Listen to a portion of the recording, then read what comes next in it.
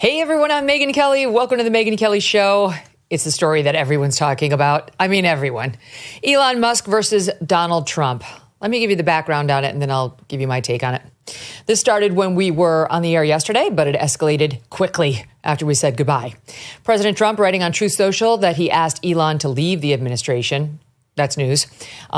His special governmental employee status had expired, but it can be renewed. It goes for 130 days. It can be renewed. That's what they did with Anita Dunn. In any event, he's now saying he asked Elon to leave because he said he was, quote, wearing thin. Peter Doocy at Fox News reporting this morning that same news and saying it had been going on for about a month prior to all this, that he'd been, quote, wearing thin, and that Musk went, quote, crazy, said Trump, when Trump took away the electric vehicle mandate. Trump then threatening to cancel government contracts that Musk has, his companies have, with the government. Musk responding by claiming Trump is in the Epstein files. Have a nice day, DJT, he wrote. The world's richest man, that would be Elon, next claiming that he was decommissioning SpaceX Dragon spacecraft. That was the one that just rescued those astronauts off of the International Space Station. And by the way, right now, it's our only means of getting crew and cargo up to the ISS. And we have 3 astronauts up there right now. So it's kind of like an oh shit moment for them. Like, uh-oh, my ride just got canceled. But then some obscure Twitter account said, why don't you, quote, cool down and don't do this? And Elon said, oh, okay, we won't decommission the Dragon. Now, I mean, obviously, Elon was just looking for something. This guy did not convince him. He shot off a threat in his anger and regretted it moments thereafter. There's no way Elon's leaving the 3 American astronauts stranded up there at the ISS over a dispute with Donald Trump. All of this happening after months of the pair praising each other over and over and over and over and over. And his rocket company is the only reason we can now send American astronauts into space. Come here. Take over, Elon. Yes, take over. As you can see, I'm not just MAGA, I'm dark MAGA. Tell you, we have a new star. A star is born, Elon. Elon, I love the double hat, by the way. He's the only one that can do that. Get away with it. Well, Mr. President, they say I wear a lot of hats. It's true. Even my hat has a hat. I mean, look, in terms of imagination, I think I have a great imagination. Who else but this guy would design this? You got to give him credit. Become one of your best friends. He's working for free for you. Well, I love the president. I just want to be clear about that. I don't care about that. I know. I love the president. You love the president. I think President Trump is a good man, and he's, you know. It's nice the way he said that. You know, there's something nice about it. It really is. It is. You know. You can almost, if you listen carefully, hear Barbra Streisand's "The Way We Were" running underneath that montage of sound. Memories. Amid rumors that Musk and Trump would talk over the phone today and put this whole thing to bed, Trump telling multiple reporters he has no interest in speaking with Musk. Shrugging off the feud and saying he is totally focused on policy. Let me tell you what I think is happening here. You have 2 giant egos. It's like Godzilla versus King Kong. There's a high entertainment value in watching it happen. I know some people are upset by it. I'm not upset by it actually at all. I don't think it hurts anything or anybody on the right. I really don't. I think it's just 2 massive egos doing battle, like brawling. And Trump let Elon go out there and pound the big, beautiful bill for a while. And then the criticism got a little sharper. And Trump, you know, of course he's going to eventually have enough of that. So he did. He brushed back and said, you're just mad about the EV subsidies being taken out. And then Elon went like DEFCON 1 on him and said that he was in the Epstein files, which literally nobody believes, because how on earth would there be a Democrat White House that didn't reveal that Trump was, I mean, what does it even mean? In the Epstein files in some nefarious way. I mean, I'm sure he means more than just in Jeffrey Epstein's black book, because we knew that Trump and Epstein knew each other. That's not news. So to suggest he's in the files means like what? He's a pedophile. He's a pervert. He's like a Prince Andrew who had sex with, a 17-year-old. Bullshit. There's no way that Biden's administration would have kept that a secret. He was running against Trump. That's not true. And, then Trump said, all right, I'm going to cancel your government contracts back and forth. And Elon doesn't really want his SpaceX program and its help to NASA to be canceled. So he saw I don't know. It was kind of bound to happen. We all knew it was going to happen. No one's really the worse off. Trump's certainly not the worse off. There was a poll out just this morning, interactive polling showing everybody sided with Trump. All the Republicans have sided with Trump, not with Elon. Trump had like 72% of Republicans saying they're with him. Only 6% said they're with Elon. Democrats hate them both. So where has this gotten us? Trump's not hurt. The big, beautiful bill will pass. Elon's already unpopular, maybe slightly more unpopular with some today. No government contracts are canceled. Trump's not in the Epstein book in any meaningful way. And we just watched the King Kong gorilla fight, which was, pretty entertaining. That's my take. Ben Shapiro's here with his. He's the Daily Wire co-founder and host of The Ben Shapiro Show and author of the forthcoming book, Lions and Scavengers, The True Story of America. Don't miss a moment. Subscribe to this show on YouTube and follow me on Insta, Facebook, and X. This administration is working very hard to try and fix this country. But while they're focused on fixing the country, they can't fix your personal finances. That's really up to you. And that's why thousands of Americans are turning to Birch Gold. In the past 12 months, the value of gold has risen by 30%. Think about that. How's your stock market investment doing? Has it gone up 30%? Have you made 30% on your money? And demand is strong and it's growing. While reports are that the BRICS nations are actively working to challenge the US dollar as the world's reserve currency. That's not great.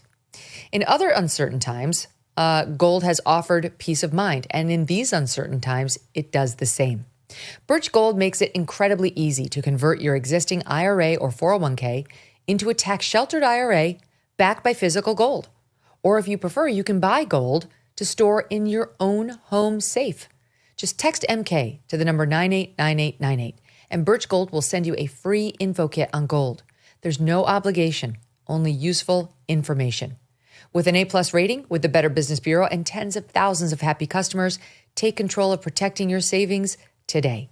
Text MK to the number 989898. Ben, welcome back. All right, so dying to hear your thoughts on it. Well, I mean, I'm pretty much with you. Wildly entertaining, right? It's King Kong versus Godzilla, and watching the two of them smack each other is definitely high on the entertainment scale. Do I think it has any real lasting impact on the Republican Party?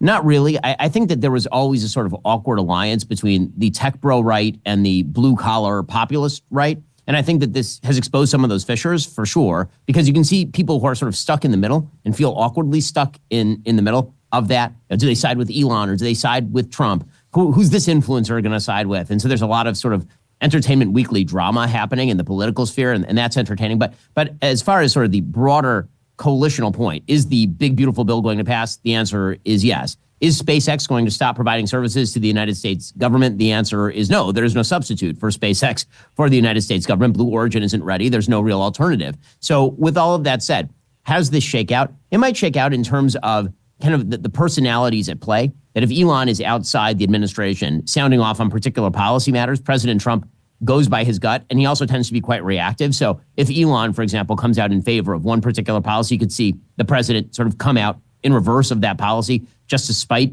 Elon. You could see more splits inside the Republican Party in congressional elections. Maybe Elon doesn't want to be involved in congressional elections in 2026. And so what you see is less money in those congressional elections from the Elon part of the aisle. And again, you will see some strains emerge when it comes to, I think, particular political figures. The one that comes to mind here the most is the vice president, who, of course, has 1 foot in Silicon Valley and 1 foot in blue-collar Appalachia, and sort of is getting torn down the middle here a little bit, just in terms of who is he loyal to, which side does he like. But in the end, does it really make any large-scale difference for the American voter? Not really. I think it's just more dramatic and entertainment than anything else. I think J.D. Vance is not torn. I mean, he only spent a couple years with Peter Thiel out there and did not have a positive experience. Nothing against Peter, but just he hated San Francisco. He hated being in tech. And his loyalties are obviously to Trump, as are the Republican parties. I mean, what Elon, I think, is starting to realize is while his money can make a difference, it definitely can make a couple points of a difference in a certain political race here or there, not across the board. We saw it not work in Wisconsin on that Supreme Court, election. The real person with influence is Donald Trump. And the person with the party loyalty is Donald Trump. Donald Trump took a bullet for the country and the party, and everybody watched that heroic moment. He's been through hell and back with these, litigations against him and criminal trials against him. He's earned the love and loyalty of the Republican Party in particular in a way I don't know that anybody ever will again. I really do. I just feel like he's been through so much. It's just, there's no, if it's between so-and-so and Donald Trump is going to win, even if you're Elon Musk. The thing about Elon is, I think I speak for many when I say everybody's grateful to him. The biggest thing he did to influence the election was buy X and restore free speech in America. But you cannot take on Trump politically with the right. You'll lose.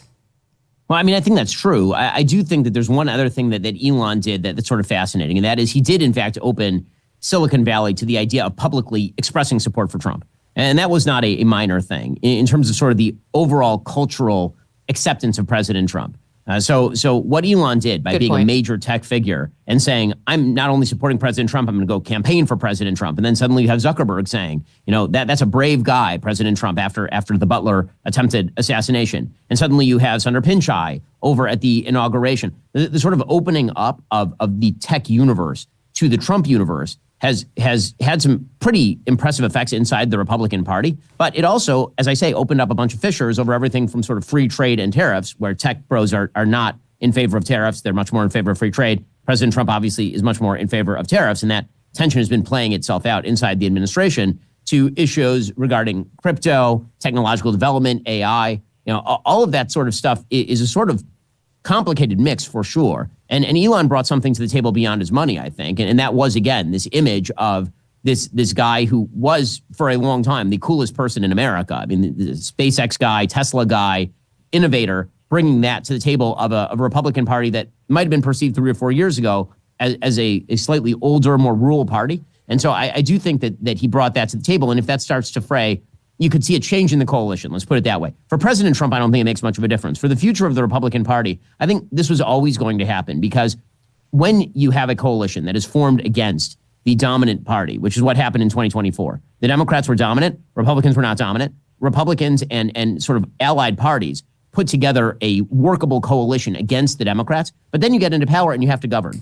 And this happens with every single administration, is that you see battles that start to emerge between the various factions of the administration. And President Trump is unifying in a way no other Republican figure of my lifetime has been. He can sort of float above a lot of those aspects. And because he's non-ideological, he can pragmatically pick and choose kind of from the tree of policy in a unique way. But, after President Trump is president, I think you will see a lot of these battles start to resurface. I think they're resurfacing now, even while President Trump is president. And that is fascinating. So I just want to pick up on what you said about Elon making the Republican Party a bit cooler. It had been more rural and maybe not as hip. I don't agree with that. I love Elon, and I really do believe more than any other American he's saved free speech in this country. I think on the trans issue, we'd be light years behind where we are right now if it hadn't been for him buying X and being really bold about that whole thing. But I mean, having obviously covered Trump for a long time, very closely, day to day, I think Donald Trump is the one who made the Republican Party cool again. Trump is the one who, just with his fuck you attitude and his taking on wokeness, he brought Elon over. Elon, he wasn't responsible for building Trump's constituency. It was totally Trump. Elon came, with all due respect to Elon, he was quite late to the party. We were all there celebrating Trump. And he had brought in tons of young people and changed the coalition with black and brown and other Americans. And then Elon seemed to really get on board and respected what happened with Butler and all that. And so, I just feel like he was one of the late arrivals. He was more in the Joe Rogan, Theo Von camp, who very late in the game said, I love this guy. But a lot of us were there without those guys for a very long time on President Trump's side and singing his praises. I mean, I agree with that. And of course, as soon as President Trump emerged from the first primary in Iowa, I think, some of us were campaigning with him, some of us were raising money for him, and all of the rest. But I will say that the one area where I do think something happened is there was a permission structure that did not exist before Elon and some of the tech bros jumped in that said that it was okay to be a high income earner in a blue area and say out loud that you supported President Trump. 3 years ago, if you lived in San Francisco and you supported President Trump, you would probably lose your job. And that is no longer the case. Thiel. Yes, and that is no longer the case in a lot of these blue areas. It made it acceptable. Something changed. And it wasn't one thing. I think it was many things. I think one of the things was Joe Biden's absolutely abysmal performance as president, the fact that he was dead. I think part of it is that President Trump ran an actually shockingly disciplined campaign. I mean, people forget about how disciplined the campaign actually was for the vast majority of the campaign. And obviously the assassination attempt changed a lot of things about the campaign. There were so many topsy-turvy events. But one of the things that I do think Elon should be given credit for is, again, the creation of a permission structure in people who would be considered the tech community or the white-collar community to say, yeah, you know what, I like Trump and I'm going to put on a MAGA hat, for example, which is something that a lot of those people wouldn't have done. They might have, behind closed doors, been like, yeah, I like Trump and I'm voting for him. I mean, I know a lot of those people. I know, Megyn, you know a lot of those people too. But it was really only in the late stages of this election cycle where you started to hear people who were quietly saying that they All right, I get it. Trump, I'm going to back out up. Loud though. say it, I'm right? still not agreeing. I don't dismiss Elon's role in Trump's victory. That I do think he played a role, and it's been great to have him on the side of Team Sanity and paving the way for Team Sanity. I mean, I've told the story before, but I had a discussion with a very, very the top guy in tech who was like, oh, we're starting to come around now on our censorship policies when it comes to the gender debate and the race discussions. And I was like, oh, you're starting to come around on it now? Like, now you're going to stop the censorship? And he was like, well, attitudes have changed on it. So I'm like, how do you think that happened? How do you think the attitudes changed because Elon Musk had balls and most of the rest of you did not? He had balls to let those discussions play out. And when they were allowed to play out without forcing our side to have an arm tied behind its back, we won. So that's the role that I see Elon playing that's been so critical in all this. But Trump, those guys out in Silicon Valley, they bent the knee after Butler. Everybody saw a superhero emerge on the stage that day and said, holy shit, I need to touch his cape. That's what happened with Mark Zuckerberg. He didn't do it because of Elon. He didn't even like Elon. David Sachs was coming on this program regularly for the 2 years leading up to the election and was very in on DeSantis. But eventually DeSantis lost, and he went with Trump, I think, over Ukraine, where he's much more in sort of the J.D. Vance field on Ukraine. But it wasn't Elon that got David over. If anything, it was maybe David who influenced Elon. That's been my take in watching it unfold. So I just think Elon may have overestimated his own role in the Trump rise and victory, and That's Trump, of too. all people, was not going to cede 1 inch on the big victory and who was responsible for it. I mean, I don't disagree with actually a lot of that. And I think the timeline lines up with what you're talking about. The Butler assassination attempt changed an enormous amount and it opened up a door for people like Elon to do that thing. The place where I'm actually most grateful to Elon, aside from obviously opening up X, is that I do think that what he actually tried to do with Doge was quite heroic.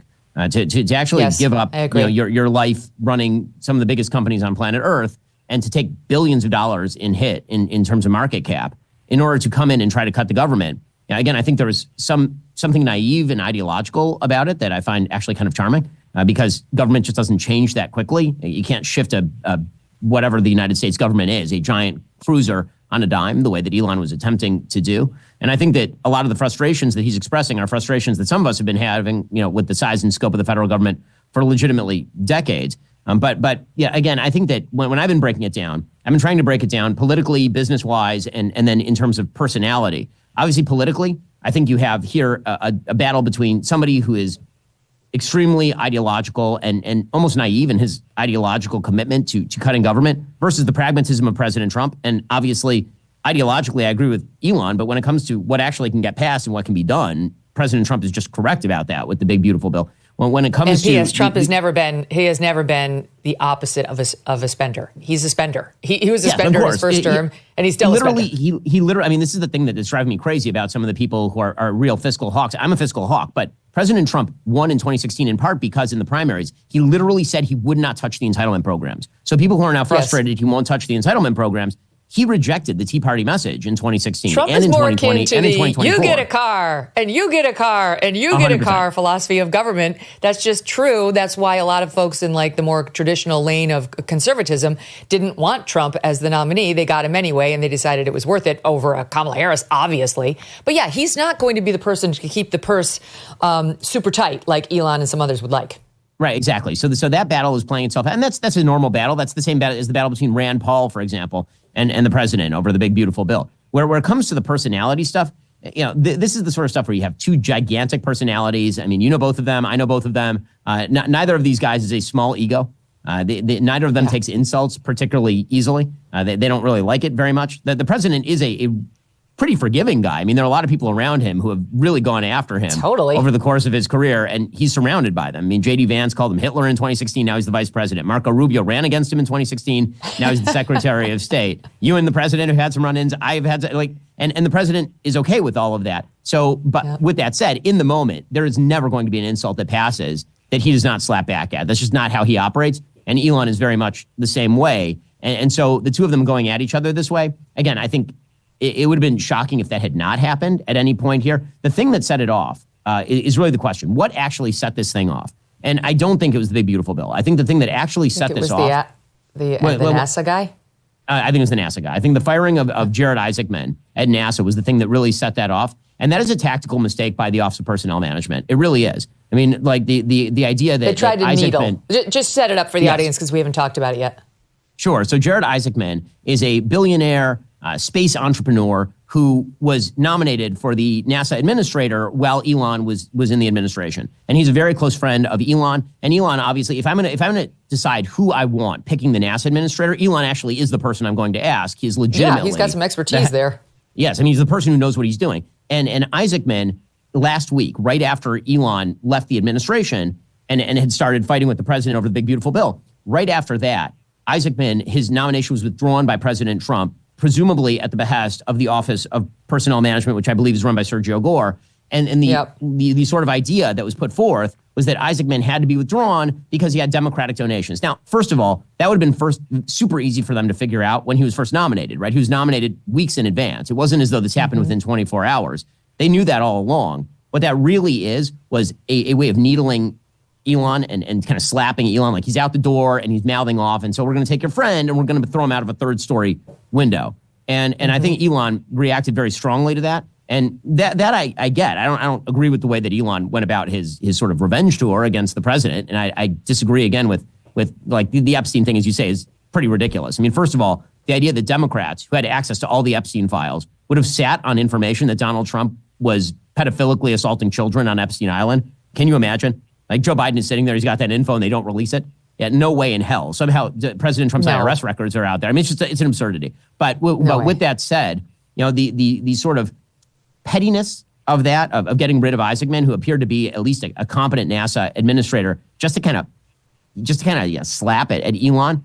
This kind of stuff, it should be, beneath the administration. And then Elon's response should be beneath Elon, but I guess that we no longer do beneath, right? Yeah, we don't. That's exactly right. That's where it got. I mean, let's be honest. Who was leaving X yesterday afternoon for those 3 hours? I mean, some of the tweets that people were sending out were hilarious. It was entertaining, and I have to admit, I didn't feel sad. Like a lot of Republicans are like, I'm sad. I'm like, I don't feel sad. This is ridiculous. Nah. They're having a fight. They're big egos and big ids behind them, and they'll probably make up. And this is just kind of drama. And sometimes we like drama. I don't know. I do get a little nervous when I'm seeing the left so happy, like the late night comedians last night. I'll give you a taste of how they sounded. If they're happy, I'm not happy. Like, I'm not happy about the fight, but I'm just saying I'm not like sad and all these people are like forlorn over. It's like, all right, grow up. They're having a dispute. It was bound to happen. They'll get past it. As you point out, Trump is extremely forgiving, and I'm sure Elon is too. I mean, Trump's not... Whatever. Laura Ingraham reported last night she's been told it's irreparable. Nothing is irreparable with Donald Trump. Nothing is irreparable. But here's how the late night losers were making fun of it. Elon gave us a fun one. Time to drop the really big bomb. Donald Trump is in the Epstein files. That's the real reason they have not been made public. Have a nice day, DJT. Damn.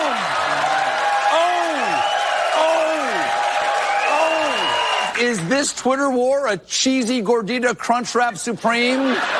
Because it's dripping hot, messy filth, and I'm eating up every sloppy bite. Oh, it's disgusting.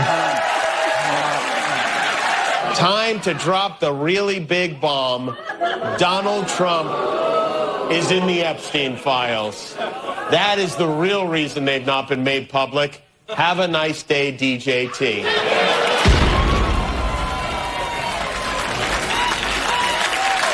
I knew this day would come, and yet somehow it's even better than I imagined. It's like coming down the stairs on Christmas morning and finding a second tree. What does Elon know? What evidence could there possibly be that Trump was in league with Jeffrey Epstein, other than this and this? And, well, who could forget this video that Elon went ahead and posted today? Okay, so they're gonna shoot that into their veins, and that is one reason why we should be glad. They seem to reach détente. I mean, I guess the phone call's off, Ben, but Elon's tone on X last night was much more conciliatory in response to that one guy, like, okay, I won't cancel Dragon. And then Bill Ackman yet again tried to be the mediator of it, and Elon responded favorably to like, all right, yeah, we should stand down. Then Trump was holding an event with the Fraternal Order of Police and was given the chance to comment on it and, further bash Elon basically with the press who were asking him questions, and he declined to do it. So it does seem like we've downshifted, which is also good. Yeah, I mean, that's right. And the big, beautiful bill is going to pass. And then all of this is going to be kind of in the rearview mirror, because that was Elon's main critique. Again, I think that Elon is going to step away from a lot of the sort of overtly political stuff. He's already said that he needs to, and I think that that's probably right. So this is part of that broader shift away. Of course, the left is happy about this. What's amazing about this is that the left truly has been absolutely prone during the Trump administration. I mean, I'm amazed at this. Their absolute inability to consolidate around any single point of resistance means that, of course, they're going to enjoy this in the same way that you would enjoy it or I would enjoy it if President Biden and Alex Soros had suddenly started publicly feuding with one another, right? It would be like wildly enjoyable and it would be really fun. And of course, you'd be following it with bated breath. And I'll admit that, watching Elon, kind of just randomly tweet crap about Trump and watching Trump slap back at him on his own social media service, like it's good writing by God. I mean, I will admit that Yes. the writing this season by God I thought was a little weak, and then God always sticks the landing, like right at the very end. The season finale Totally. brings all the threads together, and I will admit that like people who are treating this as like, oh my God, it's a tragedy, and the rending of clothing and the weeping and the gnashing. Like, come on, guys, like really. I think these are kids of divorce. It's like it's triggering for them because to most normal people, I think it's just been highly entertaining. Like, unfortunate, yes, it's not like something you'd want if you could choose not to have it, at least as if you're a Trump supporter. But here are some of the fun reactions yesterday. Kanye, his tweet got a lot of attention. Bros, please no, with a hug emoji. We love you both so much. Babylon B, always for the W. Judge determines Trump will get the nation on weekdays. Musk gets every other weekend and holidays. Ex-user McGill's. A federal judge just issued an injunction against the Elon-Trump breakup. That's right on. And then there's someone named David Burge. He writes, get your entry in now for the new Trump Elon nickname pool. I've got a $5 on Muskrat. That made me laugh out loud. The redheaded libertarian. X is giving me anxiety today. I should probably go unwind with a serial killer documentary. And then this one from Ginny Hogan. Today is a huge win for every woman concerned she acted like a psycho during her last breakup. And that leads me to this one, Ben, which everybody was thinking about this movie as we watched it happen. I'll give you the clip from Mean Girls. So we cut out girls' pictures from the yearbook, and then we wrote comments. Trang Pak is a grusky little biatch. Still true. Don Schweitzer is a fat virgin. Still half true. Amber D'Alessio, she made out with a hot dog. Janice Ian Dyke. I don't know if they've seen it. I can't report that firsthand, but there seems to have been some inspo for it. Yeah, no, there are a bunch of people making comments that this is like the worst thing that could happen during Gay Pride Month. Is just watching the breakup is just terrible. And, the whole thing is, honestly, on a comedic level, if you can't laugh at this, I'm not sure what you can laugh at. I mean, it's inherently You're too close hilarious. to politics. Yeah, exactly. Right? Then you're just too close to politics. And also, you take politics too seriously. Okay, first rule of politics watching, gang, and I've been doing it for a quarter century at this point. First rule, it is never House of Cards. It is always Veep. Always. And this idea that it's like geniuses in the back room and they are coming up with magical plans and it's all 4D chess and underwater, upside down, hungry hippos. It just isn't. It just isn't. It's a bunch of big personalities who are fighting over increasingly important things. I mean, okay. And you know what's going to happen at the end of this? Nothing. SpaceX will continue to operate with the United States government. The big, beautiful bill will still pass. Again, the only fallout that I see is that, and you can kind of see it in influencer world, the people who really are lamenting. It's like, oh my God, I'm on X and now I love Elon, but I'm loyal to Trump and who do I back and how do I manipulate the situation and Elon unfollowing particular people and all this kind of, here's the deal. If you feel the necessity to sit around wondering what Elon thinks of you or what Trump thinks of you about taking sides, you think too much of yourself. These people are very ignorant. That's exactly right. They don't care. Really, no one gives a rat's ass. Seriously, get over yourself. These are two big egos with gigantic, the richest man in the world, the most powerful man in the world, having a cat fight. And you know what? You have nothing to do with it. And in the end, if it doesn't matter to the voter, then I don't really care, and I'm just going to enjoy the fireworks a little bit. There's a very Trump-supporting X account, but he also loves Elon, that goes by the name of Cat Turd. And somebody tweeted out, who gets cat turd in the divorce? We have so much that we're going to have to settle here. But the other rule of politics, too, you're right, Veep, more than House of Cards, is there are no real friends in politics. There are no real friends in politics. And anybody who took the old, we're BFFs, and I love Donald Trump as much as a non-gay man can love, it's like, okay, they love each other as much as two people who are in politics, and Elon has been in politics for the past 6 months, can love each other. That's until the love expires over something like the big, beautiful bill. I don't think the big, beautiful bill is ever at risk of causing Mrs. Dr. Shapiro and Ben Shapiro to break up. It's also not at risk of dividing Doug Brunt and yours truly. It's not love and it's not real friendship. It's an allyship, and it's there until it doesn't work for one or both parties. That's exactly right. I mean, it's a business like any other business. And I think Elon knows that. I think Trump knows that. I don't think either of them is personally affected in any deep and abiding way by any of this. I think the one lesson that should come out of this, actually, when it comes to sort of the arguments over the electric vehicle mandate and SpaceX subsidies and all this kind of stuff, is actually ideologically Elon is right. It'd be awesome is if the government were so small that you couldn't use it as a giant grab bag of cash for particular policies. But as we say, I think the overwrought drama and people, it is fun to watch. I mean, I will admit that watching the exchanges between Cat Turd and Alex Jones over who they side with. And Alex Jones literally said to Cat Turd today on X, "I'm not part of your cult." And I'm like, I don't even know what's going on anymore. But you know what? I'm just sitting back, popcorn meme, okay, you know what? I'm here for the ride. Okay, whatever. Same. We were joking that our we have this now a morning news update podcast that we put out. We were joking that our producers on it last night were like, oh my God, trying to keep up with every iteration. As soon as you thought you had it done, it wasn't done. There was another iteration coming your way. More of the leftist reaction to this. These are actually kind of laughable and fun. Let's check in on AOC and see what she has to say. Any quick reaction on what's going on with Elon Musk and President Trump on Twitter right now? Oh, man, the girls are fighting, aren't they? I think this breakup we've been seeing a long time coming, but we'll see what the impacts are of it legislatively.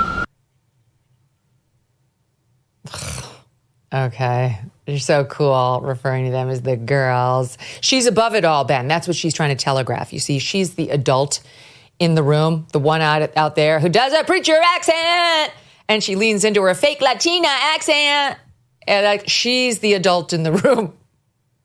Yeah, again, Democrats had a good day yesterday, but it isn't that great a day because their poll numbers still suck.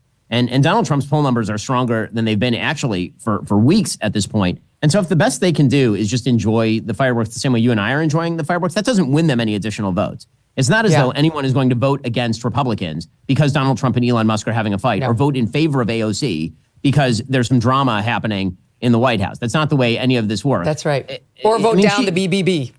Yeah, exactly. She has no power. She has no influence. Like 20% of the Democratic Party thinks she's the thought leader. I think Republicans at this point are probably rooting for her to be the thought leader of the Democratic Party because it means they have no thoughts. But this sort of, like, oh my God, the girls are fighting kind of stuff. Who thinks that's charming or interesting or fun? I know. Good luck to the Democrats. The mature one. Again, the amazing thing to me, I will never get over the fact that the Democratic Party has been given some actual opportunities if they wanted to attack the Trump administration to do so, but they can't let go of their insane radicalism long enough to do it. It really is like an amazing, incredible thing. They're still out there doing the trans athletes in sports and illegal immigrants need healthcare routine. And meanwhile, Donald Trump is actually getting things done with executive orders and major legislation on the foreign policy front. You could imagine a world where the Democratic Party was not insane and they actually were able to somehow twist this into a broader narrative, but they just have no capacity to do it. Oh, Chris Murphy's out there. Okay, he says the following. When 15 million Americans lose their health care and plunge into personal crisis, none of them are going to give a shit. This is his new things to drop swears. He thinks it makes him relatable. About a made-for-clicks Twitter fight between two billionaires, blah, blah, blah. Okay, get boys out of girl sports, you disgusting pervert. I'm sorry, but anybody who enjoys watching that, there's something wrong with them. There's something wrong with Chris Murphy. No, like, take a seat. Until you know how to protect 12-year-old girls, you can be quiet. No one wants to hear your opinion about anything. And then I'll give you this one from my old pal over the New York Times, Lulu Garcia Navarro. She's not really my pal, but she interviewed me, and I actually liked her. But she's a leftist and saying leftist things about the Trump-Elon fight. Here's what she said on CNN. I have so many thoughts about this. I think this is bad for Musk. If you look at the history around the world of authoritarians breaking up with their oligarch buddies, those oligarch buddies don't end up in a good place. They either end up impoverished, imprisoned, or dead. I'm not saying that that's going to happen to Elon Musk here, but the power is with the government. You saw Donald Trump immediately say, all right, we're going to take away your, contracts. Impoverished, imprisoned, or dead. I'm not saying that's what is going to happen, but that's typically what would happen in this kind of a fight. Everybody needs to calm the F down. Seriously, just calm the F down. And it's not just her, by the way. Like, I know Steve Bannon is just enjoying himself wildly. And Steve is orgasmic over this because Steve for months. Can I play you some? Can you just hold that thought? Forgive me, because we have a little bit of that. And let's play the audience what we're talking about. SOT 4 from Bannon last night. President Trump should be taking immediately, I think, when he threatens to take one of the big programs out of SpaceX. President Trump tonight should sign an executive order calling for the Defense Production Act to be called in SpaceX and seize SpaceX tonight before midnight. And he said that Trump should deport Elon, who Steve is convinced lied about the facts in order to get his citizen application approved. Steve is so thirsty to be in the White House. He is so thirsty. And listen, again, Steve and I don't get along. I agree with some of the things Steve says. And Elon and he don't get along.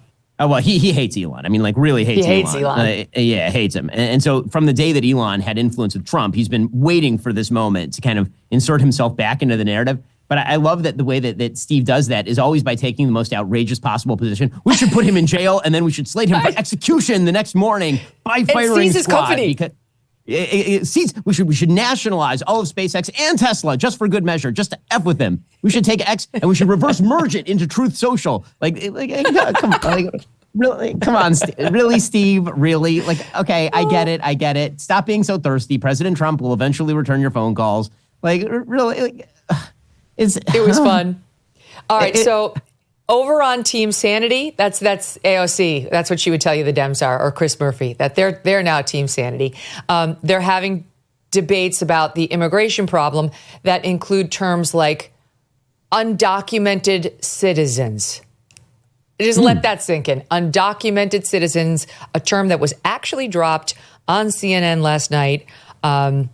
Listen to it here. Scott Jennings is involved. Bakari Sellers is involved. And then Kat Abugazela, a Democrat, Illinois congressional candidate, on free health care for illegals. Watch. Everyone deserves health care. Even illegals? Every single person in the world deserves Just for the record, care. as a candidate, you're for illegal aliens getting Medicaid. I think everyone in the world deserves That's a health yes. care. That's a yes. Can I start my logic train? Are with you for it or not? My logic train starts with Just- the fact just that I say don't yes. want to kick 11 million people off Do you of want Medicaid. the illegal aliens on or not? Do I want first of all, do I want undocumented citizens to Just have say health care? yes. The answer is yes. Oh, God. That is not a thing, Ben. No, it is not. In fact, you need to have your documents to be a citizen. And that is oxymoronic. I mean, it is amazing. Emphasis on the moronic. They literally cannot just let go of their far left priors, and it's going to sink them. It truly is. Again, if you are strategizing this out, if you're a Democrat, what you'd be strategizing out right now is something where you say, look, the economy could be soaring right now. Instead, the economy is sort of wavering right now. And that's because of the tariff war, or that's because of the cozy relationship between business and Trump, and all of there are people who are getting rich while the American workers being left behind. Right? You could try to trot something out like that, but they can't do it. Instead, they're arguing over whether undocumented citizens, which again makes literally zero sense, literally none. And it's like saying felonious innocent. Like that's not how it works. Trotting that out, and that's your pitch. This is your big pitch for getting back in the game. This is it. This is your thing. When you see the numbers, like the polls that show the American public is so overwhelmingly in favor of, yes, deporting all, not just the criminal illegals, they're all criminal illegals, but the extra criminals, like who have committed murders and rapes and child molestation, but all of them. All of them. So here's a little bit more from that same debate, because it descended into being about slavery. Okay, watch. Scott, do you think that your family was born here? You weren't born here, Scott. I was born in First of all, where Springs. does your family come from? My family wasn't born here. Our country is built on immigration, period. What kind? Period. What kind? Okay. Oh, and first of all, before we go to commercial, what kind? What kind of immigration was I brought here? You're already with? in the hole. You sure you don't want to stop No, digging? because it was slavery. That's not immigration. Come on. Well, okay. Come on, what? All right, there's a lot to be said. Hold on. No, but you just can't say come on when somebody's like, my family was brought here in chains. The answer's not come on. We're going to... What? It says this is what the left always does when you have them against the wall. They play the race card. That's their favorite thing to do. Or it could be the identity card, it being Pride Month. That's a favorite for the month of June. But he was trying to make the point, we were not built on illegal immigration. The country was in a very different position, because that's what the left always wants to say. We're built on immigration, We weren't importing against the law, against U.S. policy, a bunch of criminals from Venezuela. That's not how the United States was built. Right. And again, it seems kind of insulting to actually the descendants of slaves to compare people who were literally brought here in chains against their will to people who are voluntarily, illegally crossing the border and then receiving government benefits. That doesn't seem like the same thing to me at all, actually. It's a bizarre argument for certain. But again, just demonstrates that the Democrats, they cannot get out of their own way. They cannot get out of their own way. They're so ideologically tied to this intersectional view of what politics has to be, that and hoping that there's some deus ex machina that basically saves it. I think that's really what's happening partially with this Elon-Trump fight, and them hoping this is the deus ex machina, that this is going to be the event from the outside, the exogenous shock that somehow is going to wake Americans up to the fact that Trump is crazy and Elon is crazy and the entire Republican Party is so crazy, and then they'll move back into our category. Guys, whatever's going on between Elon and Trump ain't half as crazy as the proposition that boys are girls and America ought not have a southern border. Right on. By the way, Trump tweeted out the other day that Joe Biden died in 2020 and that this version of him is fake. So if that didn't really convince anybody, that was a day ending in Y in the current political era. So no one's going to believe Trump's crazy. He says crazy things to get a rise out of people, to entertain us, but that they haven't been able to sell that thus far. Here is the other piece of the Democrat problem. They're elitist snobs. And all these policies, they're desperate. And we see this with some of the Chamber of Commerce Republicans, too. They're desperate to keep these illegals here because they really do want them to mow their lawns. That's how they see it. It's like they always say, who's going to mow your lawn? Who's going to take care of your garden if we don't have illegals here? And now we had this nutcase, videos from Vermont Daily Chronicle, Democratic Representative Becca Balint, at an appearance the other day, putting an even more interesting spin on it in SOT 9. We have to a place in Congress where it is no longer a political issue, but we see it as an existential issue for the country. If we don't have avenues for people to come here legally to work or to build a home here, I'm going to be really crude right now. We're not going to have anybody around to wipe our asses because we don't have enough people. Oh my God, Ben. That's a take. That's a take. Got to have some people here legally so they can wipe some asses. That's a take. I mean, I assume that Biden family has enough money that they can hire people who are legal to wipe the ex-president's ass. But this is. I love that if a Republican ever said that about illegal immigrants, it would immediately be the most racist thing you ever heard. And Democrats just kind of trot that stuff out there as though it's totally normal. And then everybody just kind of goes about their business. It really is an amazing thing. So we've heard in the last 10 minutes that illegal immigrants are akin to slaves, and also that illegal immigrants must be here to wipe the butts of Americans. And that's somehow, our party's the racist party? I'm really concerned about Becca Balint. Does she not know how to wipe her ass? Because I don't know how she's made it to this point in adulthood. Well, I mean, to be fair, she's in Congress. To be fair, she's in Congress. That I'm not going to go there. That is quite possible. A significant percentage of Congress does not know how to wipe their own ass. But here's the big question: who has a dumber general collection? Like, if you average the IQ, which group would be dumber? Members of Congress or members of the media? Oh God! Wow. I know. Even with your IQ, that's a tough one to answer. I don't know I mean, I believe that you can't go below it in terms of IQ. So now you're asking me to compare zero to, it's like comparing infinity to infinity. Like the number is equivalent. I'm not sure that we're in negatives. Yes. Okay, well, listen, this might put you over the edge. I'm going to try. Hold on a second. There's so many to choose from here that I've got teed up for you. Here is Christian Amanpour, who, well, I'll just let the soundbite speak for itself. SOP 19. When I went to Harvard to give this speech, and it was just a few days ago, last week, I must say I was afraid. I'm a foreigner.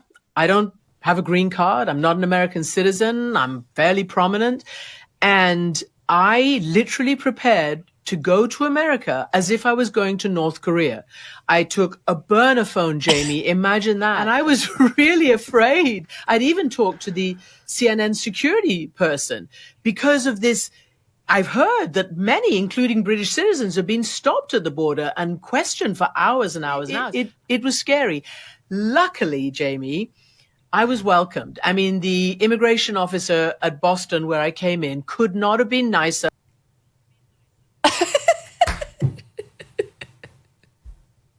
Christiane Amanpour, she's worried she's going to get hunted down in the street for being a British citizen? Yeah, she's the international reporter. I mean, she should try going to many of the countries that she covers and see how she's treated there. But by the way, I'm going to go full Steve Bannon here. We totally should have arrested and deported her. Sure, why the hell not?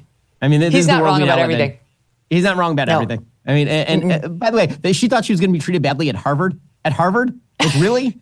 Okay, I went to the law school over there. Christiane Amanpour, basically, they have a statue of her at the Harvard School of International Relations or at the Kennedy School of Government. Like, what absolute horsepower? She was scared. I'm sure she was deeply fearful. I'm sure it was like traveling into Syria or something. I got another one for you. We deserve this fun today, Ben Shapiro. We deserve it. We work hard for a living. We do this every day. Some days are leaner than others, but today is an abundance of riches. I give you Whoopi Goldberg on Maryland Governor Wes Moore. He is a black man who many thought, well, still think, could be the Democrat nominee, although officially he said he's not interested. But listen to this. You know, you have someone like Wes Moore, who is a perfect candidate. Wes Moore. You know, oh my gosh, and people are saying, well, he, you know, you can't elect a black man. Why not? Hell yeah, well, we did it. Well, I'm just, but I'm saying. And what I like about Wes Moore, for example, he thinks outside of the box. People are saying you can't elect a black man. Literally, no sane person is saying that. Well, I mean, we did twice. So, I mean, that's kind of weird. And then they tried to have us elect a black lady after their candidate died. So, yeah. And we did elect that black lady twice as our vice president. Well, once as our vice president and once as a U.S. senator. Right. That is true. To our great and everlasting shame and discredit. But yes, the most intelligent people at The View, collective IQ, negative. Again, we might have to tip the scales in favor of Congress as being the smarter group. I hate to do it. I mean, I know Jasmine Crockett is there, but I'm just sorry. We've got Jim Acosta, Ben. I'm afraid we're going to have to wave the white flag. Fair enough. Thank you for participating and for jacking up our average. It's a pleasure, my friend. Take care. Good to see you. All right, coming up next, the ladies from Red Scare. Join us. Father's Day is coming up. Let's celebrate all the great dads out there who have had such a positive influence on our kids and our nation. Want to celebrate a special dad? How about brightening his day by giving him a gift of Riverbend Ranch steaks? Riverbend Ranch has been recognized by the team at Certified Angus Beef as having some of the finest quality Black Angus beef in America. The difference in quality and flavor is not by accident. For the last 35 years, the Riverbend Ranch has been raising Black Angus cattle with a focus on flavor and tenderness, carefully sorting the genetics to produce the absolute best quality beef. And they raise their beef the old-fashioned way, without artificial growth hormones and without antibiotics. Riverbend Ranch is all about quality. Last year, the Engineering News Record named the Riverbend Ranch Beef Processing Facility as the best manufacturing facility built in the U.S. in 2024. Exceptional American beef, grown and processed in America. For a very special Father's Day, order directly from riverbendranch.com. Use the promo code Megyn, and that will get you $20 off your first order. riverbendranch.com, promo code MEGYN. While we enjoy the temporary Mean Girls fight happening between the world's richest man and the world's most powerful one, the Martinis are back, and so are the ladies from the Red Scare podcast. Here with me in studio again, Anna Kachian and Dasha Nekrasova. Ladies, welcome back. Thanks for having us. And all best wishes to you on your new marriage. Thank you. Oh, that's amazing. So you got married just in May, or? Yeah, about a month ago. Oh, how's it going so far? So good. I mean, they call it the honeymoon phase. Yes. But I love being married. How long were you engaged before you? Oh, beautiful. Oh, look at that picture. Oh, yeah. Where is that? Where is that? That's at my church in the East Village. Oh, my gosh. Gorgeous. Wow. Yeah. How long were you guys together before you got married? About a year. We got married pretty quick. That's good. That'll do it. Yeah. You want kids, or? Oh, good. Yeah. I bet you make a great mom.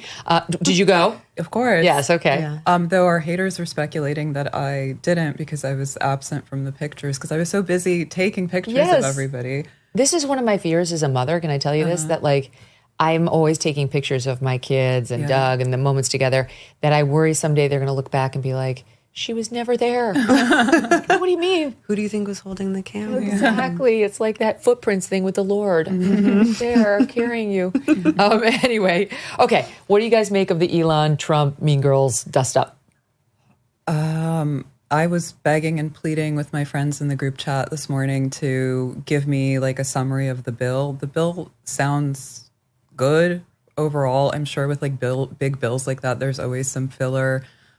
I think that he flew too close to the sun. He overestimated his power. Elon. Mm-hmm. Yeah, because I think he is a guy who, we have to be grateful to Elon because he did buy Twitter. He was a top donor to the Trump campaign. I think he really moved. Trump wouldn't have won without him. Yeah. Mm-hmm. Now you're really playing with fire. Well, that was the crazy part because I think he really did, for example, move the needle in getting a lot of the other tech moguls like Bezos and Zuckerberg to come around to the right more.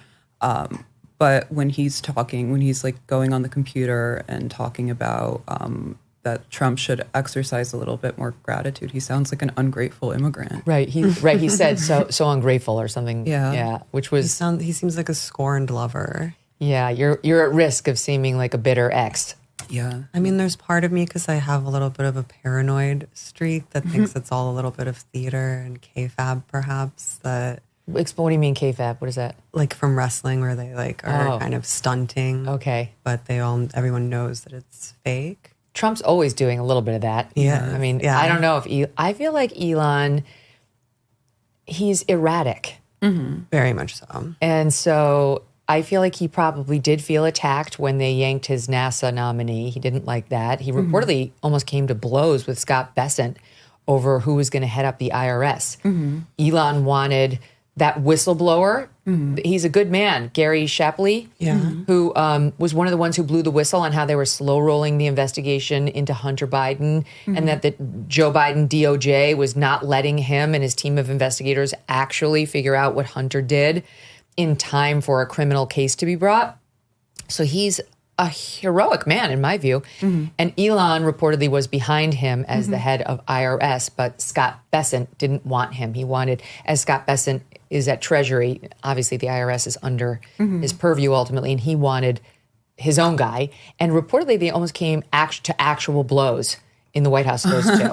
So I think Elon he's got an explosive temper. Yeah. And he was pissed that his NASA proposal guy, who was well on his way to getting chosen and confirmed, got yanked because OMB decided it wasn't the right guy, and the guy was actually a Democrat. Ben Shapiro and I were talking about it a little bit. I think Elon didn't appreciate that. And I think Elon genuinely does hate the big, beautiful bill. He thinks it's he wants a slim bill, he says. Yeah, he says slim and beautiful. Yeah. Better. I mean, I don't think it's really like about deficit spending. Oh, cheers. The deficit. You don't think it's about deficit spending? Not for him. Like, people are saying it's about the NASA appointee, the EV mandates, and so on and so forth. I think that he just really miscalculated his role in the administration, his place in the organization, his place in the cosmos, because he's obviously a very smart guy who's a little bit autistic and retarded. And I think he's made the classic error where he thinks because he's had but a great deal of success and has a lot of expertise in certain particular fields, that this kind of translates to some greater wisdom or omniscience across the board. Well, and especially when you're talking about politics, it's its own animal. In the same way, Trump should not spend 6 months at SpaceX and try to advise Elon on how to make rockets. Right. Like, Elon is on thin ice spending 6 months in politics trying to tell Trump how you get legislation through, what can be done. I mean, the whole thing is always so ugly and disgusting and a turnoff. That's politics. Well, Bannon's probably feeling pretty vindicated. Bannon's feeling really happy. Because he's been harping about the tech oligarchs. Yep.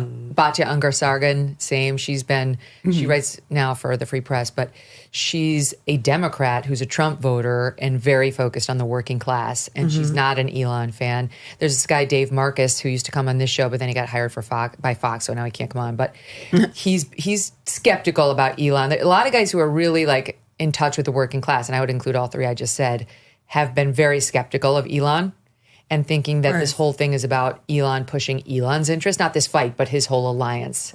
I don't believe that. Buy that. Yeah, he seems like autistic enough that he believes about in some greater principle or ideal. I don't think it's strictly about his He's also personal, calculated enough. He's not going to do something that's against his interest. Right. Yep.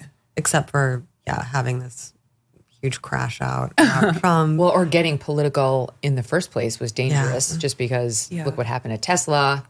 But the truth is, Elon, I saw him last September of 2024 at the All In Summit out in California. And I mean, his big issue was we're going broke, we're going bankrupt, and that we have to find ways to save within this federal government or we're going to go bankrupt.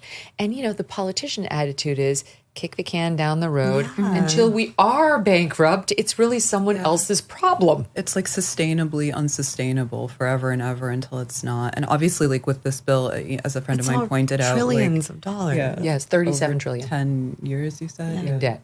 And it's going to raise it $3 trillion more over the course of 10 years. It's unless GDP it gets spurred by the tax cuts and it goes up proportionally. But I mean, it's obviously the spending cuts will not be enough to offset the tax cuts, as I understand it.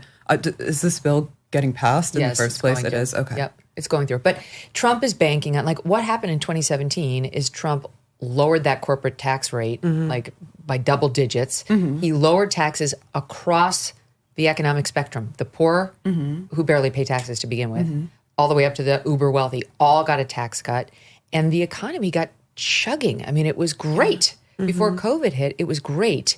And he's banking on the same thing happening now. He doesn't listen to, it is a left-leaning CBO, Congressional Budget Office, that scores how much will be added to the deficit. And they don't really bake in the American worker engine of like, this is going to make people higher. Truly, if I get to keep the tax cuts I got in 2017, by the way, net, my taxes went up because in the tri-state region, we had the SALT deduction taken away. It was whatever, fine. But I will hire. I'd be more likely to hire than I would to fire. Like if they jack my taxes up, I'm not going to take the hit. I'm probably just not going to hire an additional body. I mean, that makes sense. And with the deficit, I just don't think normal people even really understand. Or when you're talking about like trillions of dollars, people can't even really conceive of that. Right. And it just isn't, I know it sounds naive, but I just don't think it's that big of a deal. It's like when you're in debt. The debt ceiling. I know. Let's raise it. I know, right? Like, have you been in bad debt at all ever? So I was just in law school. I was taking on over $100,000 of debt, and I was paying for it myself. And it gets a little scary because you're not sure you're going to get a good job at the end of this. You hope you will. Yeah. But I remember that feeling, and you go without, right? You can't buy anything. I lived in a very crappy apartment, and I was not buying. I couldn't really buy whatever, you frivolous spending sprees where you go to like the clothing store and you get a cute new outfit. Or my big goal was I wanted to be able to go into Pottery Barn and buy what I wanted. Right. I was looking forward to that as a goal. Anyway, my point is I couldn't buy anything. But if the credit card company had come to me at the time and said, we'll raise your limit by 10 grand and you can buy one of them, I would have said yes. Gone for it. You're investing in yourself. You have to spend money to make money. That's one of the only things I know about economics. That's how we keep our business afloat. Well, talk about that. What do you mean? Like, what do you do as an actress? Does this mean like investing in your looks and making sure you stay atop the field? Well, that's how I justify. Yeah. I mean, you can't hoard your resources. You have to allocate them towards yourself in a spirit of prosperity and abundance. Okay. Which Donald Trump's. I mean, it sounds... He's a prosperity gospel guy. He is. It sounds kind of like easy when we say it, but like if you are not anxious about money, you tend to make money. Anxiety about money is a killer for any sort of like ambition or like financial success. I agree with that. Now, I have a question for you since I brought up Hollywood. What is everyone doing to their faces out in Hollywood? What is Gwen Stefani? There's Kris Kardashian. There's Anne Hathaway. Who else am I missing? Mid-plane facelift. Okay, what is that? I don't totally know, but it's less... Wait, deep plane, right? Deep plane, is that what it's called? Why don't they have any scars? Those close-ups of Anne behind Hathaway. The ears. I saw a close-up behind her ear, and I saw nothing. Huh. I think they're doing like a deep plane, which is when they not only stretch the skin back, but they move the muscle underneath. Is this new? Because why did those facelifts, if that's what we're talking about, look so much better than everybody else's? I'm sure there's been some like advancement in the technology, and I suspect they're also probably just doing fat transfers. So they're taking fat from somewhere in your body and re-injecting it in their face. Volume. I want that. Me too. That solves two problems at once. Not really though, because the truth is, if you ever see somebody who's had like too much liposuction, it just looks weird. Like the skin. Yeah. And by the way, those fat cells then have to regrow someplace else. So if you overeat, suddenly you have fat elbows instead of thighs, which looks normal, Yeah. I mean, Anne Hathaway looks fantastic. She's never looked better. She looks unbelievable. And also Christina Aguilera, Lindsay Lohan, they all have. Yes, that's another one. Yeah. Lindsay Lohan in particular. Yeah. She claims she drinks like lemon water. Maureen Callahan went off on this in her podcast. It was amazing. Water. Sure. Water. That's staying hydrated. That'll do it. It's so ridiculous. Yeah. I think that they also probably have, like, they probably do a lot of like red light therapy and lasers. And it's also just like photography lies, and they're like filtered at all times. And if you saw them in real life, is Jennifer Connelly. Nothing. What about her? She looks so good. Well, she was in Dark Matter. I don't know if you guys watched that, but it was great. I worked with her. You did? Yeah. Wait, and what? We did a film together called Bad Behavior. Oh. And she's actually, maybe she's had like minor tweaks, but really like she's just aged so well and is so beautiful. It's incredible. If you see her in Dark Matter, she's got like, the chin is like. Oh, that's the Roosevelt Island. and then down. You know, it's like she's my age and she looks so good. No, it's this guy, the theory of dark matter is this guy comes up with sort of a way to time travel. You go into this black box and you go to an alternate universe in which you might already exist. Like you could sort of spy on another version of yourself. And then as the series goes on, you realize like this guy has created like an infinite number of alternatives of himself running around to the point where you no longer really know who the original is because every clone has exactly the same memories and childhood experiences of the original. Okay. Thus kind of wiping out the original entirely. Like there's no more like patient zero because they all have the same. It's bizarre and it's great. And I'm not generally into sci-fi, but I recommend this one. You like it? It's out now. This sounds like Michelle Houellebecq Possibility of an Island where the protagonist corresponds with his future clones over time. It's like a similar If you could clone yourself, would you? No. No? I'm ready to die. I don't care. No. I might do it. What? And then do what with your clone? Ask the person for advice. I just think it'd be cool. First of all, my life would be a lot easier. But I think we will all be cloned in the future because we're going to be AI deep faked. Can I tell you, like several rich people I know, I mean like very rich, are cloning their dogs. Yeah, didn't Millet do that? The Argentinian. Oh, did he? Javier? Yeah. He cloned his, he was like in love with his German Shepherd or something. Right. He's like had 4 that are all... I can tell you for a fact, I will not be cloning Strudwick, my dog.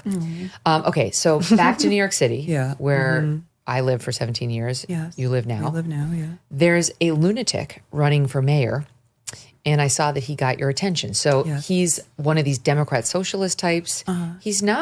He wasn't born in America. Here are some fun facts about him. This is not exactly a New York City story. It's a leftist insanity story. Here are some facts about him. His name is Zoran Kwame Mamdani.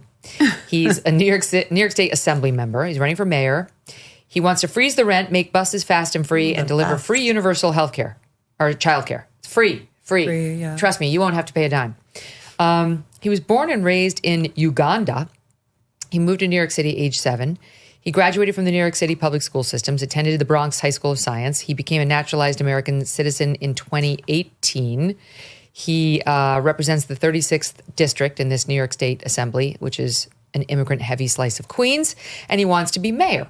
Well, they just had their first televised debate in New York, and he had a lot of fun things to say, including, hold on a second. Yeah, what is it, 46? I lost my soundbite sheet. Yeah. Oh, yeah. Let's do that. 46. Take a listen to him. I am Donald Trump's worst nightmare as a progressive Muslim immigrant who actually fights for the things that I believe in. And the difference between myself and Andrew Cuomo is that my campaign is not funded by the very billionaires who put Donald Trump in D.C. Donald Trump would go through Mr. Mamdani like a hot knife through butter. He's been in government 27 minutes. He passed 3 bills. That's all he's done. He has no experience with Washington, no experience in New York City. He would be Trump's delight. Okay. Trump's delight. What do we think of him? Well, people have been screaming at me for days now because they're like, why are you so negatively obsessed with this guy? Is someone paying you to insult him? And I'm like, I live in New York. I have a kid. He's running for mayor. Yeah. He probably won't win. I'll insult him for free. But come on. And that clip, Dasha shared it on Twitter a couple of days ago when we were coming home from some event. And it really put me in a bad mood. That kind of like media trained decision to turn to the camera and brag about being a progressive Muslim immigrant in that voice that's like a mixture of vindictive righteousness and nervousness. It really got me going. Mining for like a little moment, a little viral moment. And I'm so insulted really by his policies that they're really like, they're so flagrantly empty rhetoric, like lip service to progressivism. Yeah, they're like low-hanging fruit for the dumbest voters. Which that sounds so good, but really only applies to already rent stabilized apartments that already can only be raised a certain percent. And like, yeah, rent freeze would be great, but it's not the most important issue in New York. Free buses. Anybody who's working will have to pay. Yeah, I mean, I can sound off on the free buses because this is a boutique issue that's like very low on the political wish list of most people in New York City. And we have bigger problems in New York City, such as given how high cost or how high the cost of living is in New York City, we have a real rampant vagrancy problem. There are like homeless people being menacing, threatening on every block. Not to mention relieving themselves in all ways in the middle of the sidewalk. Yeah, I live downtown. The playground next door to me is completely taken over by homeless crackheads. And, you know, I said this on Twitter, but this is like a homelessness incubator to promote a policy of free buses.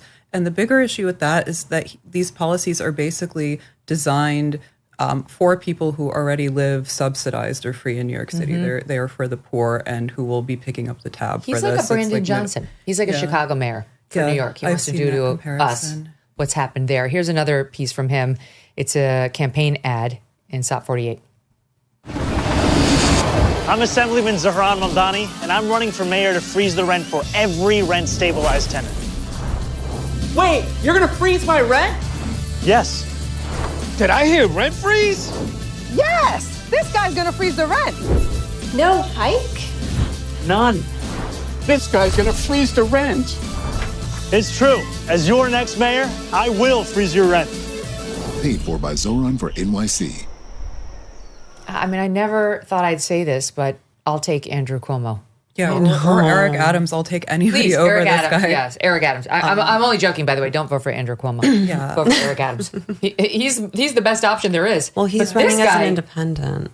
I don't even care if he's a grafting criminal. I don't either. I don't This care. guy's I'm so shocked. Cuomo's a criminal, and I mean, I believe because of what he did to the nursing homes. And you've got Eric Adams, who at least is starting to see the light and has at least a background as a cop. And then you've got this lunatic. Like, this guy frees the rent. Like you say, like what portion of New Yorkers have rent subsidization? Like, most people are paying through the nose. I do. You do? I do. And I'm so why don't you rent stabilization is a lot of what New Yorkers actually have. Yeah. My God, I never had that, even on in my lowest earning days. And you might have not known your rights. Yeah. Technically, if you live in a building that's more than 6 units that was built before 1970 or something, they can't raise your rent more than 2% on a year lease, 5% on a 2-year lease. I did not have that. When I first moved to New York, I moved downtown.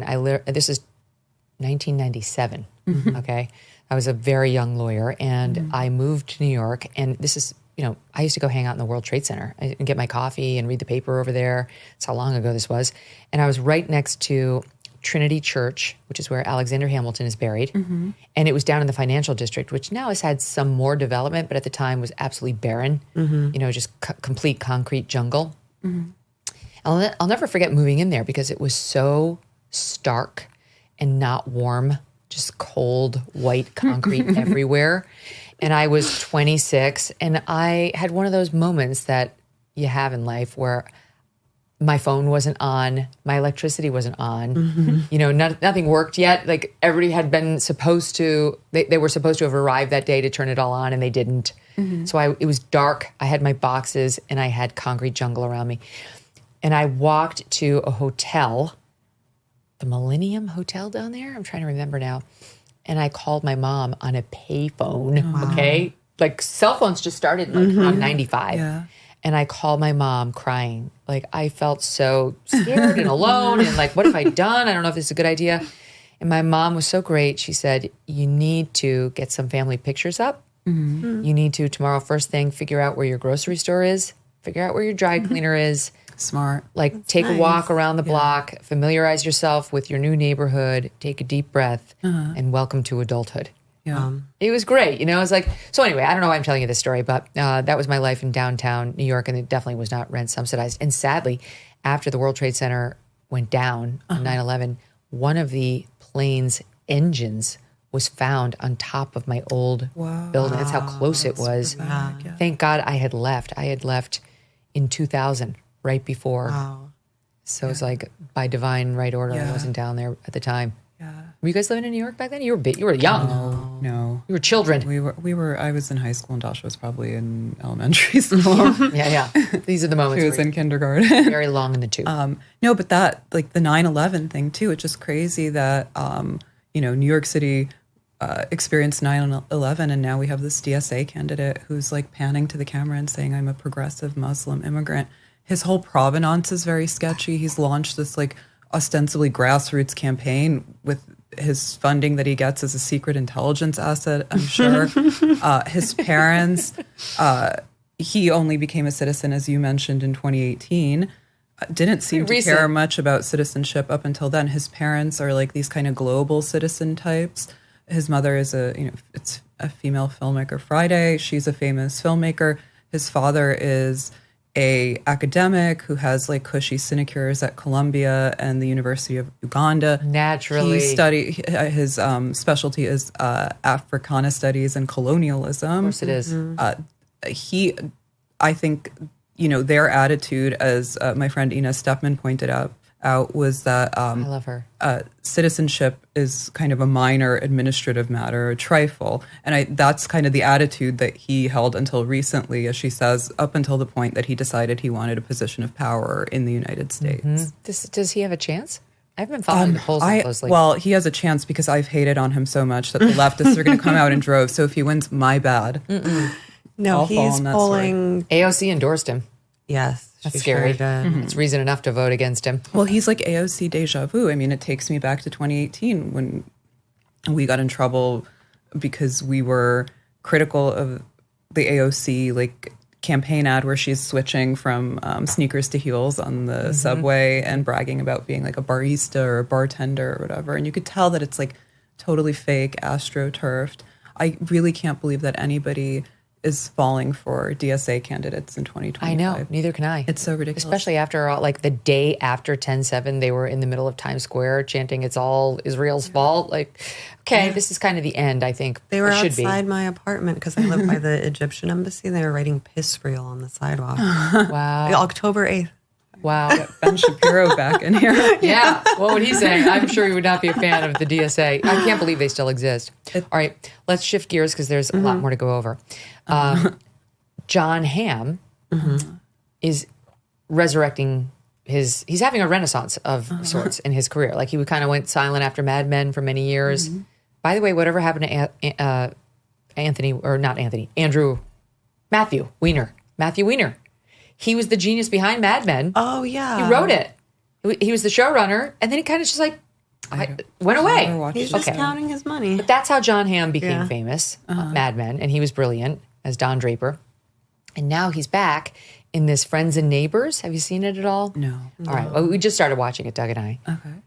And it's very interesting. He's like a down on his luck financial trader guy. I don't remember what area of finance he was in, but on the first episode, he loses his job, and you find out he lost his marriage because his wife cheated on him, Amanda Peet. And she's great. Then spoiler alert, but you learned it in the first episode, he becomes a thief. So he has the advantage of living in this very rich community and knowing all these rich people because he was one like yesterday. Okay. So they don't expect him at all. And he knows when they're all at the local benefit for the children. And he uses those nights to go into his friends' homes and starts burgling them and stealing watches, et cetera, and then finds a fence for the stolen goods. Well, apparently we're a little behind. Doug and I are only on episode 3, I think, or 4. But in episode 6, he and Amanda Peet, and I don't know whether this is a throwback, doesn't matter, but he and Amanda Peet, his ex-wife, go into a church and steal the Eucharist and start snacking on it, which I have to say, even as somebody, I am Catholic and I am observant. We go to church every week. I just had my 2 eldest kids confirmed, is fucking bullshit. Okay? I say that as a Catholic. Here's a scene in SOT 34. We go. Oh, that was upside down. It's in. Now watch. You just give it a once. And I begin the lock into Jesus' house.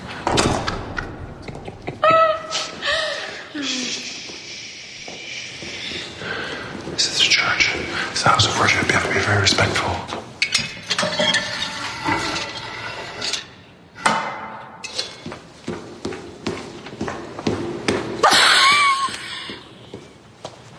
You're going to hell. Yes. Tell me something I don't know. Crackers. Oh my God, they open the tabernacle. They have wafers here, and they're snacking on them like Triscuits. Are we sure it's a Catholic church? Yes. They put jelly on them.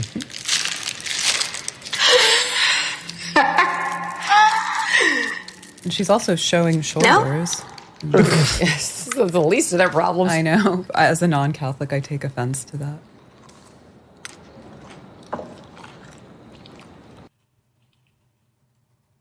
This is disgusting. Mm-hmm. I mean, I'm also Catholic, practicing, but I'm not so scandalized. You don't care. I mean, you're rarely scandalized. Sort of, I guess. Yeah, maybe. But with that, it's like Hollywood is so secularized and hostile to true. Christianity and then Catholicism, especially because it's the main one. So I was going to say, if that's true, they're just so secularized. Where is the film on showing somebody drawing the so-called Prophet Muhammad? We're going to make it. You should. I'll help bankroll it. We'll be dead by 2026. That's the difference between Islam and Christianity. Yeah. Catholics are easier targets. Yeah. Because of their own scandals and perceived hypocrisies. And Catholicism, through some fault of its own, has a lot of like cachet. And it's like a sexy bashing priests is like, don't leave your daughter or your son alone with them. Right. I'd say, unfortunately. But I think they did this on purpose to generate some kind of viral outrage. Or whatever. They were like, let's do what would be something, I can imagine the writers' room where they're like, let's do something scandalous. A bunch of Jewish guys in the writers' room. Let's piss some people off. I'm not a diehard Catholic. I don't know scripture. Like, I'm not one of those people. I listen to like my pal John Rich talk about the Bible, and I sit in awe just learning. But I am a believer, and I'm a Catholic, and I have to say, like, that is the most sacrosanct thing they could take to bash. Sure. And having just been through my 2 kids, like my son should have been confirmed a year earlier. We just slept on the job. So he and his little sister, who's a year younger, got confirmed at the same time. They as part of confirmation, they made the kids watch one of those videos about how sacrosanct the communion wafer is and how they genuinely, it's the real presence believe of, it is the body of Jesus Christ. And about how our former Pope, Pope Francis, came from this diocese in Argentina where they did experience a miracle. They found a communion wafer on the floor of the church, and somebody brought it to the church or to the priest to say, somebody must have dropped this. And there's a whole protocol they're supposed to go through when that happens. You have to like lock it up or whatever. And they did that, and the thing was bloodied after a couple of days. They called in an outside agency. They tested it. They found actual like flesh, DNA. You can believe or not believe. But I'm just saying, for Catholics, we believe that that's the actual body of Jesus Christ, and fuck you for using it for your PR. It's a sacrament. It's absolutely. But I think like people in entertainment understand that they have like plausible deniability because they can say, well, this is art. It's supposed to entertain you, titillate you, make you think, whatever. It is safe. It's like the left loves to practice like safe racism against Italians and Irish who happen to make up the bulk of the Catholics in the United States, like probably a rising. But my people on both sides. Yeah. Well, I mean, charitably, I'll say also, maybe on the next episode, they get struck down by God. Yep. Oh, no, I think they do. Yeah. Have you been watching? No, I'm just saying. My pal, Michael, maybe they'll learn a hard Doherty, lesson. Who's on National Review, and he's very Catholic. He's a much better Catholic than I am. Maybe you too, but I don't know. But he's very devout. And he was saying something very bad does happen to the characters. Okay, and so there you go. Yeah, well, I do think maybe there's divine That's right in order. service of a plot. I'm a little tipsy, so I'm just going to circle back to Zohran Mamdani for a minute because it just occurred to me that his parents gave him the middle name Kwame, which has nothing to do with his heritage on either side, to prime him for a life in politics, which is so much more sinister than any of this. Like, That's what we should really be exercised about. Yeah. Well, Maureen Callahan, who's got a show within the MK Media Network, opened her podcast, which has been a total hit, going off on John Hamm. Mm-hmm. And I was shocked because I loved Mad Men, and I loved John Hamm, like most people who enjoyed that show. And she revealed this dark history of the guy where she found the police report where he absolutely hazed to the point of alleged criminality a kid in college. In like a fraternity? Yes, to where the kid had a broken spine and was like tortured by him, allegedly, according to this police report. And if one word of it is true, the guy's a sociopath. I was shocked. He's a male actor, so. Well, I can't it was, but if you watch the show, you can sort of see playing the absolute asshole comes very easily to this guy. Yeah, maybe Don Draper wasn't so far out of his range. Maybe he's not a great actor. He's just playing himself. Have you ever been across from somebody like that? You were across from Greg. He was so good. What's his real name? Nick Braun? Yeah, in Succession. He seems like a genuinely nice guy. Oh, yeah, he is. He's wonderful. I feel like he couldn't play that level of asshole the way John Hamm can. I wonder. Well, he's in that movie Cat Person. Do you remember that story? I actually haven't seen it. There was a story in The New Yorker that's about like a problematic age gap relationship. Yep. They ended up making a movie. But How many years is too many? For us? I don't know. Well, we're on the topic. What do you think? I mean, it's just a number. I think it just depends. It's, if you're 50 and they're 70, but if you're 10 and they're 30, It's not even a moral question. It's a practical one, especially if you want kids. That's I think it just depends. Yeah. I don't know. I was surprised when I interviewed Caroline Levitt that she had a husband who's 30 years older than she is. I think she's 27 and he's 56. Yeah. So how did they meet? I can't remember. She did tell me. I think when she was running, she ran for office. She ran for Congress, and she met him then. But they fell in love. Now she's got a young baby, and it's working. I kind of go by the woman. She seems like she's got her head on her shoulders. Right. So for whatever reason, who knows? We all have weird things in our past that drive our decision making. If it works, it works. Yeah. So far, it seems to be working for her. Yeah. All right, stand by. We've got to take a break, and we're going to sip on these martinis some more, and then we'll pick it back up with the ladies from Red Scare next. Tax day may have passed, but for millions of Americans, the real trouble is just beginning. If you missed the April 15th deadline or you still owe back taxes, the IRS, you should know, is ramping up enforcement. Every day you wait could make things worse.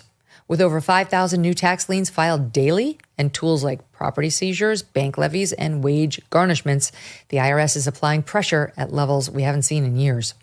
The good news is there's still time for Tax Network USA to help. Self-employed or a business owner, even if your books are a mess, they've got it covered. Tax Network USA specializes in cleaning up financial chaos and getting you back on track fast. Even after the deadline, it's not too late to regain control. Your consultation is completely free, and acting now could stop penalties, threatening letters, and surprise levies before they escalate.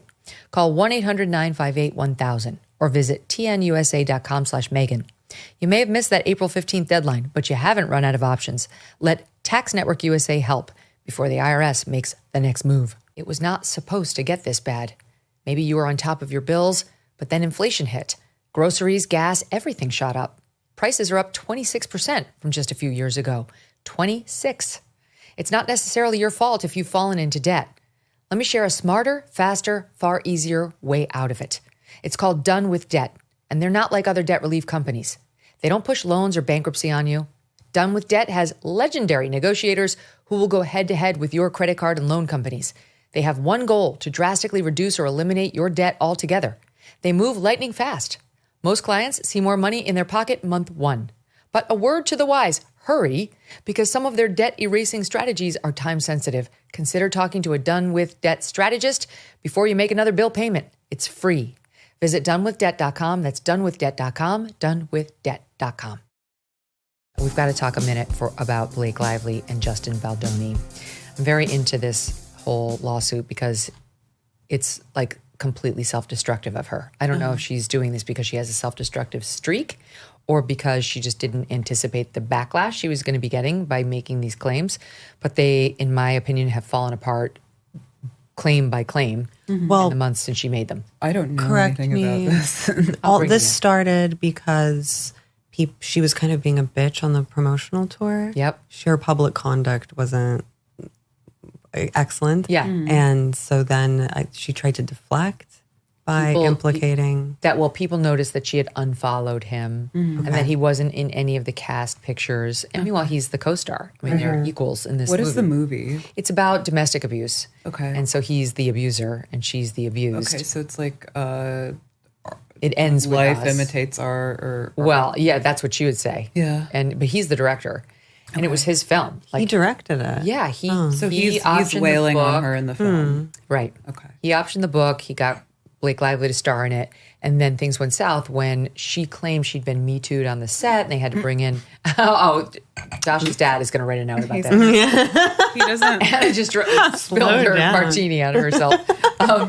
So we're getting to that point of the program. Yeah. Anyway, so now she filed an HR complaint with the California Human Rights Council and leaked it to the New York Times. Yeah. This is my memory. So double check me because I too am drinking the martini. But leaked it to the You girls to the are New York pacing yourself. I'm really not this time. Well, we only have 10 more minutes of show. We got to get on it. Yeah. And he filed a defamation lawsuit against the New York Times. Then she, after that, filed a claim against him saying, you harassed me. Then he counterclaimed against her saying, you've been defaming me. These are lies. And now what we saw this week was Justin's represented by my lawyer, Brian Friedman, who is who you want if you ever get in a bare That's knuckle good to know. raw. He's an MFer in the best sense. Love that. So she filed a claim against him, a counterclaim for intentional infliction of emotional distress. And these are pretty notorious as bullshit claims in the law. And his lawyers, understandably, did what every defendant receiving one of these claims does, which is file a motion to compel her to turn over her medical records so we could see the distress. Okay, you want us to pay you for your distress? What is it? What did you say to your psychiatrist? What expenditures have you had in trying to fix it? A jury's gonna have to figure this out and we're entitled to see it. And she ran into court and said, never mind, I want to withdraw that claim. Okay, so either she just doesn't want us to see her medical records, like what she's been saying to her shrink. Or the claim is false. Or the claim is I think it's the former. Or both. I think she doesn't want us to see the medical records. God only knows what's in there. But her main adversary in life now has a legal right to see the records, which is a nightmare for her. But you shouldn't have filed that claim. Any lawyer would have told her, this is a dangerous claim because you're going to have to back all these claims up about how poorly, you've been affected, how terribly you've been affected by him.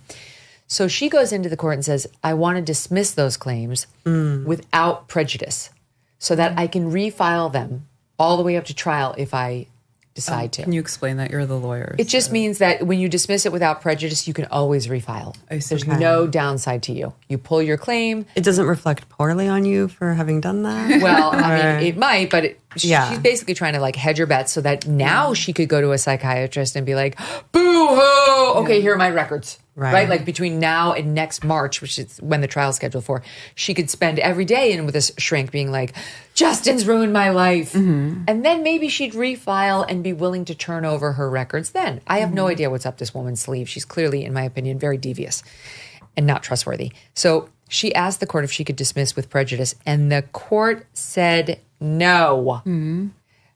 This Judge Louis Lyman wrote, citing here from Variety and Tatiana Siegel on June 3rd, wrote that day, Baldoni's motion to compel these materials denied based on plaintiff's representation that the claims will be withdrawn. Blake Lively's request that because the parties have agreed to dismiss her causes of action on this front, the court should exercise its authority to dismiss these claims without prejudice is also denied. The parties must stipulate as to whether the dismissal is with or without prejudice. And the court says if the claims are not dismissed, the court will stop her from offering any evidence of her emotional distress. So she's not allowed to say she's had all this emotional distress and then not turn over these records so that they can dispute it. So she just got majorly effed. She's not going to. She wanted to proceed with this claim without offering any backup for it. And when his team said, "Let's see the proof," she pulled the claim, tried to keep the threat over them, and the judge said, "That is not going to happen. You're pulling the claim with prejudice." Meaning you cannot refile it, or your claim stays and you turn over the records, your choice. So, well, she's do we clearly know what operating. she's doing? Or? I think she's just clearly operating on like a older Me Too model, where those sorts of things wouldn't have been rejected, or people would have taken them at face value, or someone could have had a, trial in the media that was then implicated them in I guess that's something. what she was trying to do, was to give him a trial in the media. I remember when I first caught wind of the story, I didn't fully understand what was happening and still don't understand to this day. I was like, oh, it's like two egomaniacs fighting. But I guess it's her really trying to smear him. To ruin his life. Yeah. I mean, she's like... After he had the grace to put her in a movie. I know. And if you read the emails between them and the texts, this guy bent over. It was Blake Lively. Nobody really knew who Justin Baldoni was. He bent over backwards, as you would expect, to make her happy, to like make her feel good about her weird fashion choices and her, she was a little larger because she just had a baby. Oh no. He was so nice to her about it, like, but now in her lawsuit, she paints him as being a complete jerk. Clean it up. Yeah. That's what you get. Man, fellas, no good deed goes unpunished. Honestly. Well, on the subject of physicality, I want to ask you about this. It's in The Cut, which is part of New York Magazine, and they are taking aim at this woman named Liv Schmidt, who's a 23-year-old model in New York who encourages her followers to, quote, live the skinny girl lifestyle, skinny with an I at the end of it, by following her weight loss advice. They talk about this 37-year-old teacher named Emma, who broke up with her boyfriend. She stumbled on this woman's TikTok. Schmidt had more than 600,000 followers. She's very beautiful. And she looks kind of like Facetune Julia Fox. She's hot. They're all Facetuned. But New York Cut is pointing out that in one video, she mocks women who wear sundresses to hide their puffy face and bloated bodies. And she once reposted a TikTok with the caption, "Girls be 300 pounds saying, I'm a snack. No Megatron. You're the effing vending machine." And they're taking aim at her for fat shaming. And they don't quite understand why she has so many followers who sign up for her DMs and her chat groups when they're trying to lose weight, like this gal Emma was, or stay thin. And talking about like her advice. They say they write about how she gives recipes, workout videos, diaries of everything she eats in a day. Members post their step counts, their meal plans, and their before and after photos. And this gal Emma writes about how suddenly she felt weak and exhausted all the time. She was on the treadmill and she had to get off after a minute, lightheaded and drenched in sweat. She wasn't quite doing that well in following the weight loss tips, and that I guess many people feel like it's an unattainable like goal. This number of steps and these low calorie diets, and they experience hair loss and dizziness. And is this really just encouraging anorexia? I've got my own thoughts on it, but I'm more interested in your takes. Well, what's your take? Well, the eating disorder community is one of the biggest female communities online, and it's existed since the early days of the internet and continues to. So I don't know why Liv Schmidt is getting really the heat for like a culture that exists online around dieting. And she doesn't seem like she's even like she's not Anna in the, where they're like competitive. Tragically. And there are concerningly Anna sites. There are. And they combine like female vanity with like male autism because they're so obsessive about maintaining the low weight and like calorie counting, and it's not even like fun or cool. It's like a cry for help. But in Liv Schmidt's case, that doesn't seem to be the case. I don't see what differentiates her from. I mean, there's so many lifestyle influencers. Well, my own take on it is somewhat jaded because when I was on NBC, I talked to this woman who was like incredibly fit. She just given birth to 3 kids, and she was basically like, what's your excuse if you don't look amazing? Because she just had 3 kids and she looked incredible. And this woman was talking about how she kind of regretted the message because she got a bunch of blowback, and she was just trying to say, you can do it. But she did it inartfully. And But sometimes that works for people. Well, I said to her when I was in law school, I used to say, because I lived with my mom and my stepfather for the last year, I'm like, if you see me get up to go back into that kitchen, please call me fat ass or say something negative to me to keep me out of there. And then it was Megyn McCain, frankly, but many others ginned up a backlash against me for like fat shaming. And I regret to tell you that I then went on the air and like apologized for it. Like, okay, I know. And now with the benefit of like some years between that episode and today, I'm like, you know what? Fuck those people who shamed me. That's how I stayed thin. And I look good. And I don't judge people who don't go that course, but fuck those people who judged me. It helped me stay in shape and stay healthy. And by the way, not for nothing, but the reason I had a stepfather who's now passed is because my actual father died of a heart attack at age 45. So it actually is really important to stay thin and watch your weight. I'm sick of people like, and you're just like me for real. My dad died of a heart attack at 52 because he had, diabetes, heart disease, the whole 9 yards. So there are just way more health risks to being overweight than there are to being underweight. Right. That's just the truth. It's the truth, yeah. Like, so, okay, you lose some hair and develop osteoporosis. You're not going to have a heart attack. Though there's a cure to osteoporosis, and yet we haven't figured out how to cure heart attacks. But I think people I'll put it this way. I think that people like Megyn McCain, let's say, by the way, I'm a big Megyn McCain truther. I think she's one of the most beautiful girls out there. She's just a little heavy, but she has great bone structure. Like that's being a truther of Megyn McCain. People hate when I say that, but she is cute. I think people who are like overweight and struggle with their weight are jealous of people who are willing to have the discipline and the vanity to go through with it. It's That's easier really to what it say comes that down. you're being hurt and shamed and to just take accountability for your own. Yeah, people when we first started the podcast, that was one of the first points of criticism leveraged against us was that we were fat. That we were fat phobic. That we made disparaging remarks, shaming fat people or whatever. And how did you handle it? We doubled down. Yeah. Why did I even ask?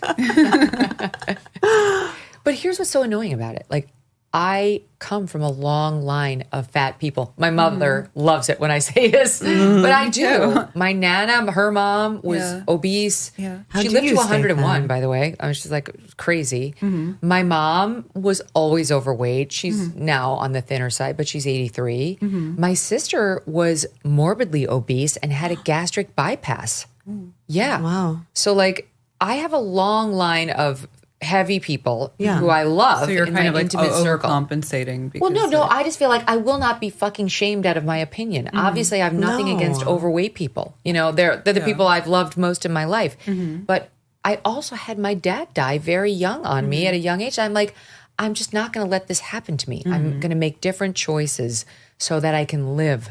That's how I feel. And I also am much more vain than my Nana was or my mom. Well, that's what it comes down to. Yeah. It's like some of us are more vain than the others. And I think people really resent that because they see vanity as like a very grave sin. And it's really not compared to all the other ones. Yeah. I mean, we all I don't see anything wrong with vanity because if it helps you stay thin, which is healthy. It's fine. I mean, like all things, like it's good in moderation. Like I think if the vanity takes over your life and makes it impossible for you to like take care of your children or something like that, then you become Catwoman with the plastic surgery. Yeah, I have seen this one like Instagram influencer around who clearly has like advanced anorexia and she somehow managed to give birth to children and oh my God, they're like kind of involved in her like brand and grift, and I find that to be upsetting. Yeah, that's its whole separate mental illness. But we've like crossed over from this point of like we used to bully fat people like when I was growing up in the 70s, and that was wrong. Yeah, I remember instances like that with my mom that upset me, like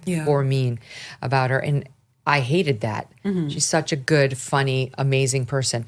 So I would never be that person. In no way would I bully somebody who, because eating is difficult to control for a lot of people. It's one thing to bully and another thing to make a statement of fact. And I feel like amongst like with my family and like my other Russian friends, I feel like it is okay to just say you're fat. I'm telling you that you're fat because I love you. I don't want you to be fat because you're going to get sick. Yeah. Would you say that to your friend? Some of them, yeah. Have you said that to anyone? Eugene. Eugene. Would you say it to Anna? If she got fat, maybe. If I got fat. If she got fat, I might tell her. You need that friend. Josh is like, you're fat. You need that You need to friend. reel it in. Well, that's the thing now. Like, well, you have a daughter, don't you? Son. A son. Okay, Yeah. so it's a little less complicated. It's much better because he's naturally really skinny and takes after his father. Well, you have to think about this stuff when you have a daughter, because Right. You don't want to give her a complex. you don't want to give her a complex. You definitely don't want to encourage an eating disorder, but you want to be honest about like, if you sit down and have a bag of Doritos at 12 o'clock at night, especially as you start to age, you will pay for it. Like, Yeah, I mean, people are very nasty to me specifically, and they'll say, like, it's a good thing she has a son, not a daughter, because if she had a daughter, she would really, like, ruin her life and her self-esteem. But that's, like, just not true. I would, much like I don't inflict my, like, political and ideological convictions on my child, same. I would never ruin their perception of themselves because of my own, like, hang-ups or whatever. But yeah, I think like you just have to, as a parent, you just have to lead by example. It's not like the advice or the discipline you give them. It's how you live your life that really counts. That's right. Well, I like, what's the point of this whole piece in New York in the cut? I think it's to, you know, under the auspices of taking like a fair and balanced look at this woman's product. What they're really trying to do is shame her for being too quick to participate in shaming young girls who are fat, or like shaming fatness in general. Well, now it seems especially like poorly timed, because with Ozempic and stuff, like people who are formerly body positive, like Adele or probably some other, like they all go, if they, when they can, they do, they lose the weight. Yeah. Lizzo's going to be thinner than we are soon. What's her name? Who? Barbie Ferreira. Who's she? Which one is that? She was an She was actress like the on fat girl in Euphoria. Oh, she was really Euphoria, pretty, okay. but her whole plot line was about how she was fat and like, but now she's shredded. She slimmed down. Yeah. Of course, very few actually say that they're doing Ozempic. My hairstylist and I always used to joke that if they really wanted to push those COVID vaccines on people, they would have put some Ozempic in. People would have been rushing to get the next. I'll take the 25th shot. It's fine. I don't know. I just feel like there's another element to this, to be honest, and it is attractive people have. There are polls, like there are studies that show they do better in society. They're quicker to get jobs. They're quicker to get promotions. That makes sense. Yeah. And that can be like, it doesn't mean you have to be like born winning the genetic lottery, but it means it's better to stay put together. Like put a little makeup on, like a little cover up, like do your hair, buy a nice outfit, tuck in your shirt, like have good posture, walk in there looking put together. And if you can keep your weight, you know, at a healthy level, it will help. It's not to say you can't be trusted and all that if you're an overweight person. Again, my own mom has had a life. And there's plenty of like fat geniuses who exude insane charisma and like. And my mom was very successful and very funny. She's always like, "Stop telling everybody I'm fat." She's so funny. But I'm just saying, like, what I would like for my kids is that they keep it within certain lines so that they stay well, they're perceived well, and they feel well. Yeah. I mean, that's the health is really the biggest. But the left is still in a different place of like trying to shame people out of saying that. What do you do to stay thin? I don't eat much. There you go. Yeah. That's it's really that easy. It's like low grade calorie restriction, which nobody wants to talk about. The best thing that ever happened to me was I have my primary care physician is like a fattest. He is very against weight gain.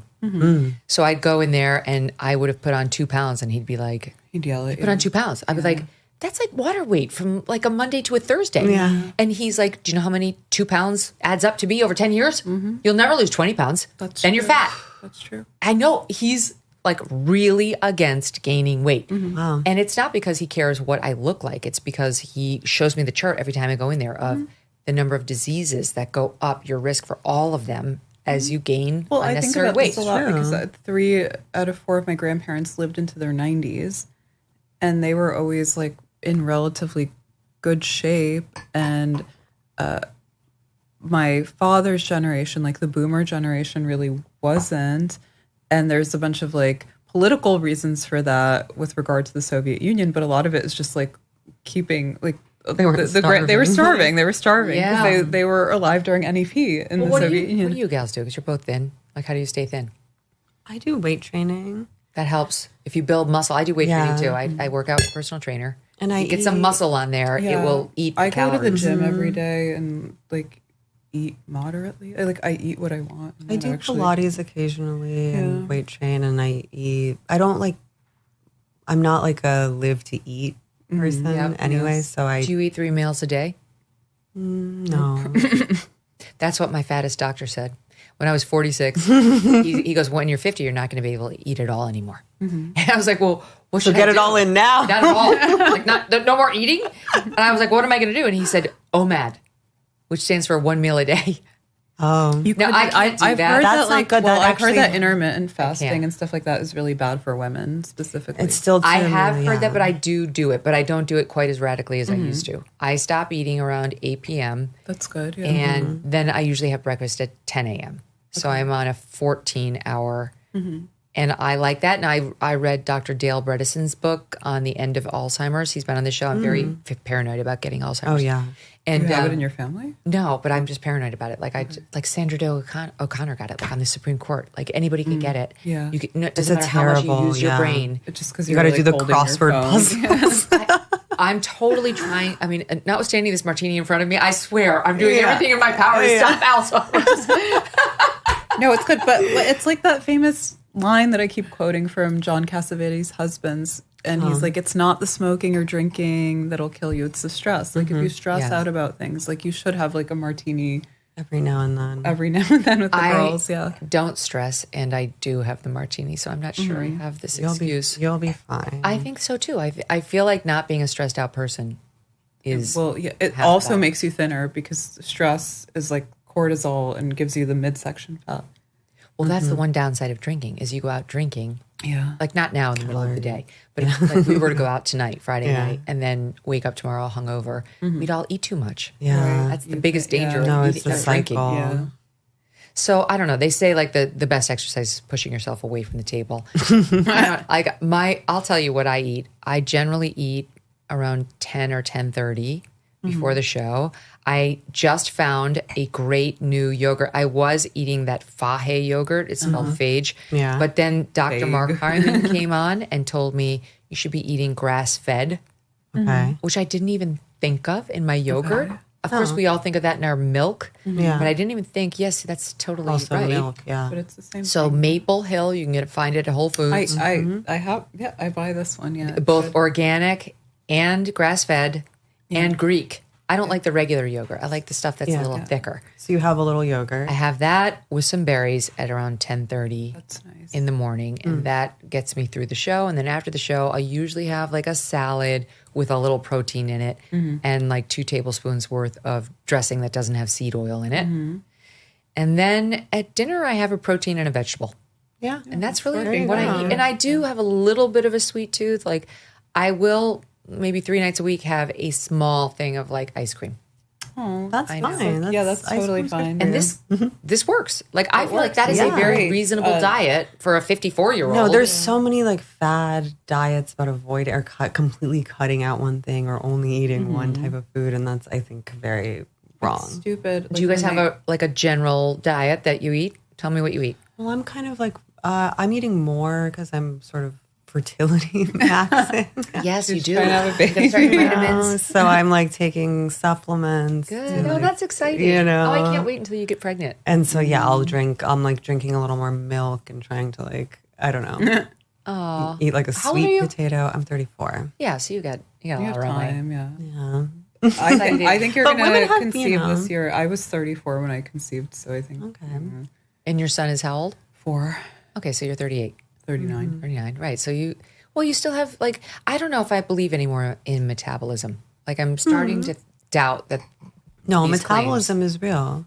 I don't know if I believe it. Because What do you eat, guys mean? Like if you did the OMAD, your metabolism would be worse. I think that's right. Because then your body would be I think like, your metabolism increases when you do like weight training. Yes, because you have that's more true. muscle. It's like Yeah. very basic. Like all of this stuff. There's so many like fad diets, influencers, Esoteric like health advice. and it's just very basic. You have to build muscle and moderately calorie restrict. Yep. That's like literally, and eat protein, and you can move a little. That'd be good.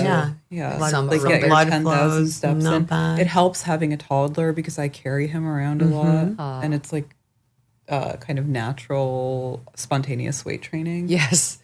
That's when I had my 3 kids, my left arm got so strong because I'm right-handed. But you've constantly got your kid on the other side, on the non-dominant side. Yeah. So I look forward to are you ready?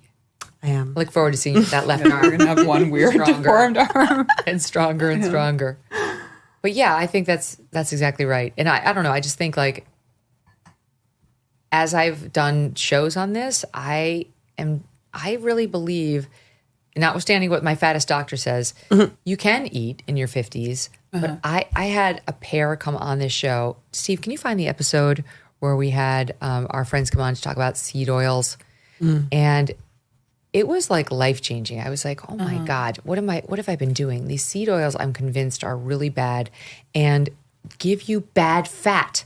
Yeah. That's true, but it's harder to get rid of. It's hard to say because like we're like Russian, so we ingest a lot of seed oil. Well, because we eat like sprouts and stuff. Wait, so you're backing seed oil? No. I agree with you guys, but like I do fundamentally just. I don't think it's as bad. I talked to a nutritionist at one point, and I told her, I said something about seed oils, and she was like, "What are you talking about?" And I was like, I was like, well, they cause inflammation, and she was like, "Are you worried about inflammation? Like, yes. what are you?" Isn't every woman at this point? Well, at this point, I was pretty underweight, and she was like, "You need to. You could be inflamed." She was like, "You should just eat and not worry she about." She get a little bit more inflamed than you are. She's like, don't worry about the peanut butter. Well, they were saying, but by the way, I love peanut butter. Sometimes I'll have like an Ezekiel toast, or just I'm into sourdough now. If you get it, Gwyneth Paltrow started eating bread. Did you see that? Who did? Gwyneth Paltrow. I've got a lot of issues with her. Well, but yes, but you know what? I respect her eating plan. Like I love that she shares it with us. I have to say, she's weird, and I've got some objections to this woman, but I like that she shares her eating plan and what she's learned. You can take it or leave it, but like I'd take that any day over these. I just drink a lot of water. Right. Yes. Liars. Yeah. Bullshit artist. Does she still smoke a cigarette once a week or whatever she's lying I hope about? so. I saw her at one of my favorite New York City restaurants, Elio's. By the way, if you need a place to go in New York. Well, don't blow it up. I know. There's that. But it's amazing. It's great. It's Italian and it's Upper so East good. Side. Yeah, Upper East.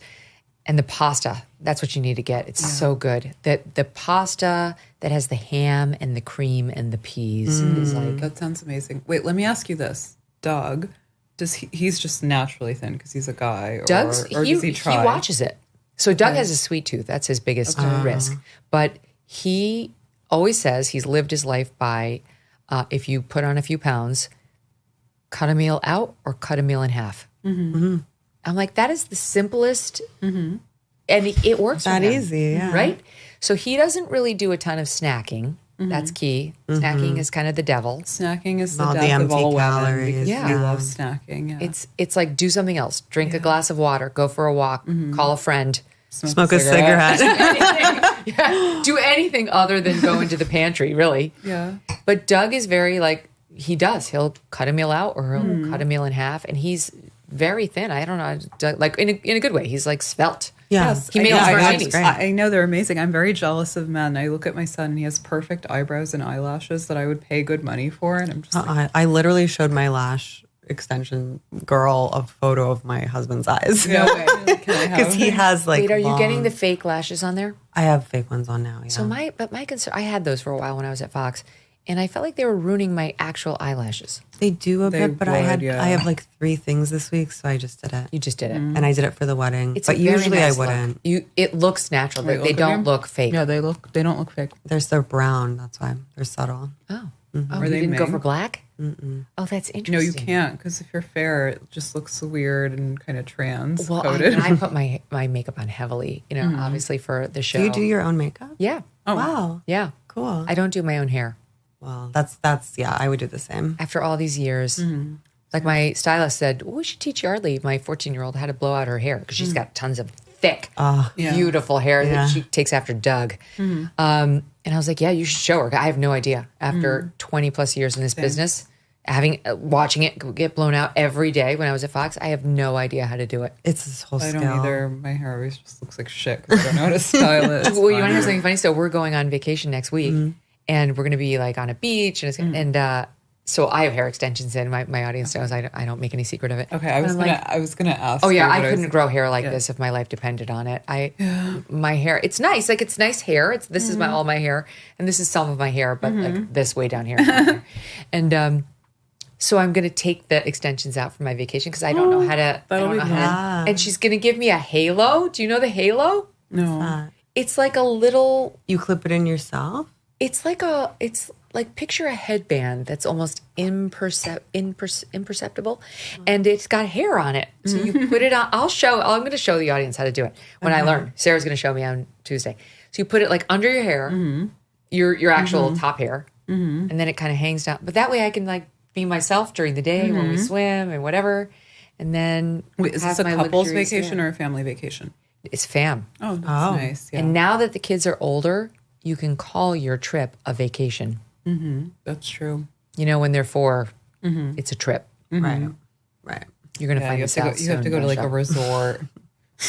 Right. And it's hard labor. Yeah. It's fun. You love your child. You love being with them. Well, that's why I went island hopping for my honeymoon, because I was like, that's going to be way harder to do with a child than something like going to a different place. What do you mean island hopping? Well, I went to Greece. Oh, yeah, right. Just throughout Greece. We went in the Cyclades. We went to Idra, Syros, Tinos, Mykonos. But like, wrangling a child and getting on a ferry, that's something you want to do kind of coupled or alone. Well, what was that like? Was it like on your honeymoon in Greece with your like new husband? Was it complete? Was it Shangri-La? What was that like? Yeah, no, I kept like kind of thinking, having this kind of banal thought, but I was like, getting married is so romantic. It is. Yeah. And I feel like that's so, you know. And what's he like? He's great. He's very, what's he like, Anna? I mean. He's my favorite of Dasha's boyfriends. Sure. Good. Who I love them all to death, but he's very calm. He's very gentle, stable. Kind, Christian. Did you meet him not a church, pushover? how'd you meet? No, he's actually Orthodox, but yeah, he's a carpenter. Russian? No. American. Full American. Yeah. So he's a carpenter. So how did you guys meet? We met through mutual friends. Then through the art world that he had was friends with but had worked for before. So he's a carpenter. Was he like at all intimidated by your weird Hollywood life? I think maybe initially. Yeah, he felt like he didn't really understand why I was so interested in him.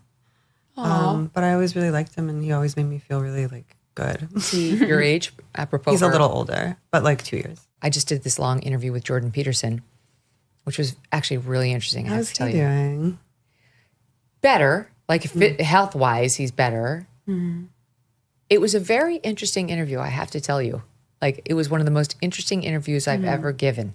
Is it live now? Yeah, it's out there on his feed. He's brilliant, and he's come on this show a couple of times. And when he came on the most recent time, we had a great hour and a half where he said all of his things, and I loved it. And when it ended, he said something like, "You're very useful." What does that mean? It amused me. Well, I think Jordan's very focused and in a good way on what's happening to young men in our culture. And I think Jordan didn't know if I was like a raging feminist who was kind of the enemy. With blood coming out of her wherever. Well, like whether I was like this sort of like, I hate men kind of gal. He just didn't know me very well. And so I think he was kind of like checking it out. And when we talked on my show, he heard enough to like satisfy himself that I wasn't a threat to what he stands for. That was my own take. Then he invited me to go on his show.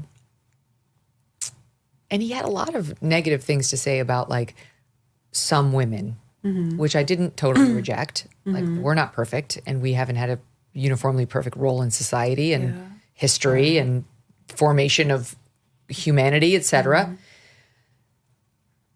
But it was like there was some tension there because I think I'm more bullish on women than he is. right? So I wanted to give him his valid points, but I also felt somewhat defensive of our sex. I didn't want us to be grouped and disparaged as a group. Yes. Well, in his like critiques of, or like his mentorship of men, he's addressing an inadequacy that I feel like men, because they don't have as much to offer as they used to.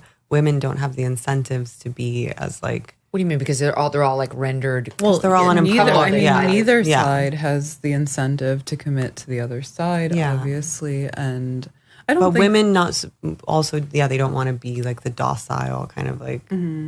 I don't know, Petersonian model of femininity, That's of femininity, because men are not able to rise to the occasion to like. Well, let be me worth ask you. it. Let me ask you, because he said to me, he and his wife are coming up with like guidelines for young women on who, and he raises a good point. It was a legit point on how so many go career and then realize too late, holy shit, totally forgot to nurture relationships. Right. Now I'm 38 with no romantic prospects and my eggs are not great and I'm effed.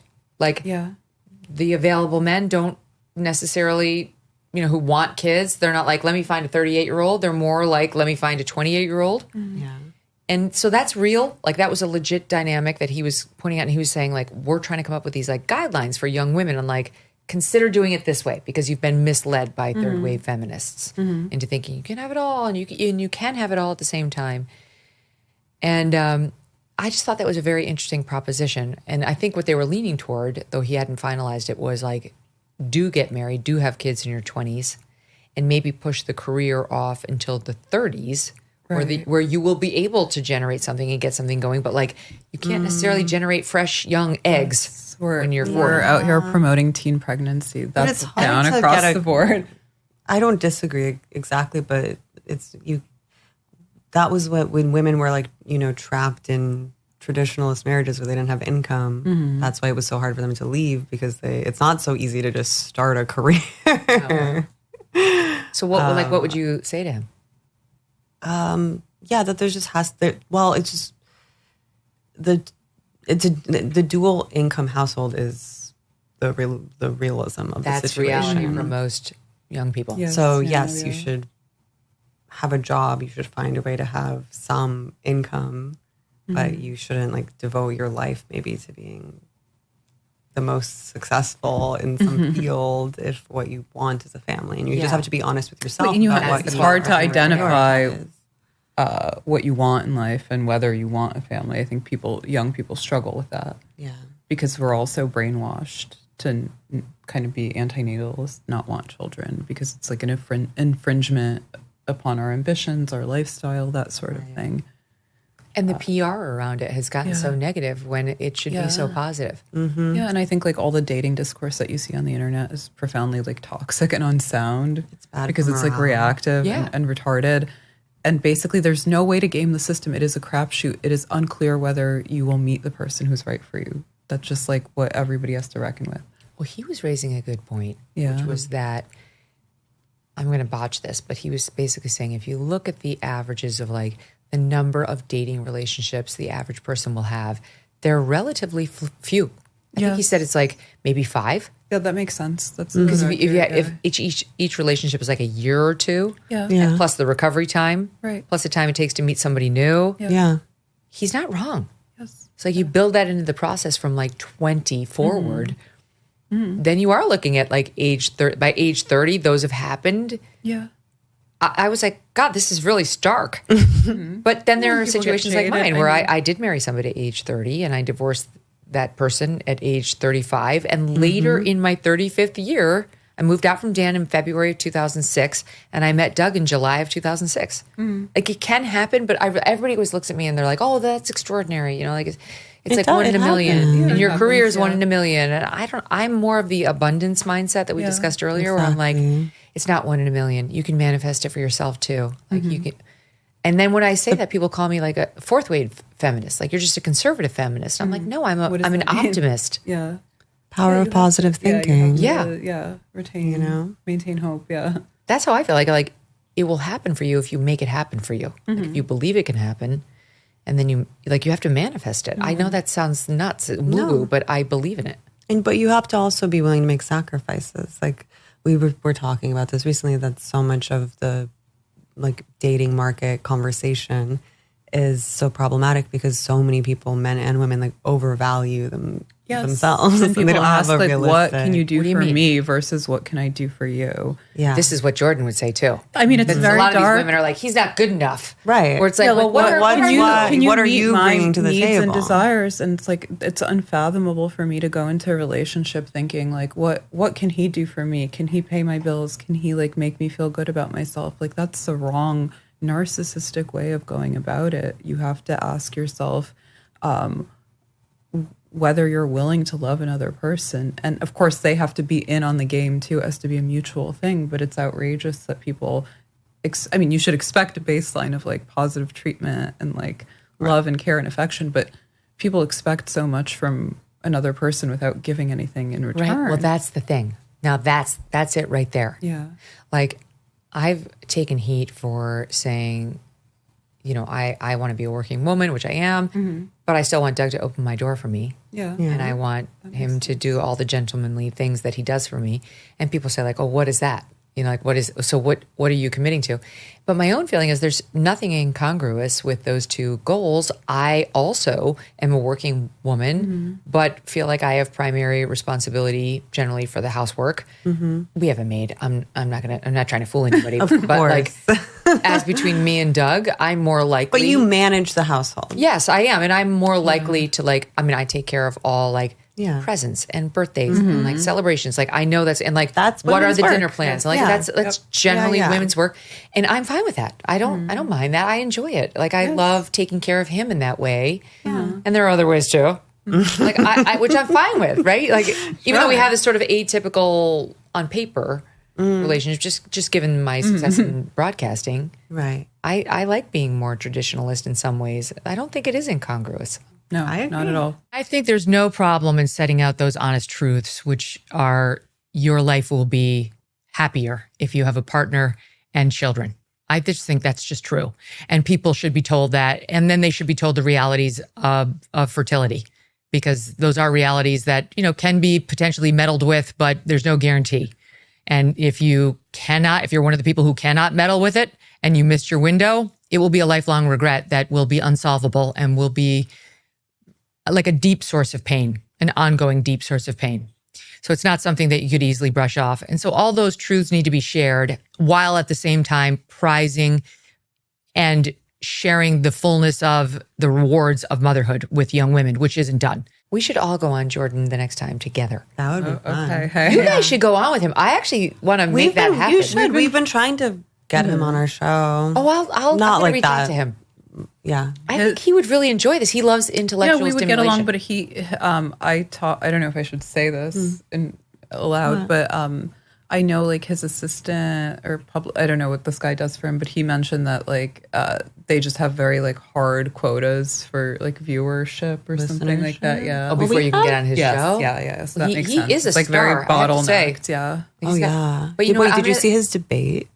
Which one? He went on that Jubilee show. Jubilee. They asked me to go on Jubilee. Oh, don't do it. I said no. I said no. Don't do it. I don't You're want way to do better it. than that. I You just don't feel need to like go this on is not Jubilee. my jam. Yeah. Well, they had him debating as a Christian, debating 20 atheists. Oh no. But then one of the Christians or atheists asked him point blank if he was a Christian, and he wouldn't say that he was. So they changed the title of the YouTube video to like non-atheist debates atheist or something. That's actually quite clever. But that kid made news. Yeah, he was. He was a little annoying and trollish, but he got his point across. So Jordan's not a Christian? He wouldn't identify as a Christian. At least, even in the purposes of this debate where he was ostensibly, yeah. Well, that's actually really interesting. Now that makes me want to watch it. But I just thought, like, why do I want to debate a bunch of possible know-nothings on my core issues? About like, what? Did they even give you a suggestion? They let it be up to me. But I was like, lazy. Plus, I'm not that person in the culture. I'm not like a culture warrior. I have thoughts, but I'm more about facilitating conversations Right. than Yeah. being like a main debater and killer of other people's points. Yes, I'd be more likely to be like, oh, that's actually really interesting. Go on. Yeah. You know, than being like, you're wrong, you suck. So I don't think I'm right for that show, but No, it's my been- kids it's love been- it. Yeah. It's fun. I watch them. Have you been on it? Mm-mm, Oh, okay. I mean, I will. I might go. Speaking of Ben Shapiro, he goes on it. Okay. And Charlie Kirk goes on it. And Jordan goes. Like, these are, they're combative. Right. I know people think I'm combative, but I'm not exactly combative like that. Like, No. I'm only combative when you stumble upon one of my core issues, which tend to be just Right. natural truths, and you're lying about them. Yeah. But You you're know? not trying to own people. No, not at all. And they are because they're dudes. And No, I'm a learn-it-all, yeah. not a know-it-all.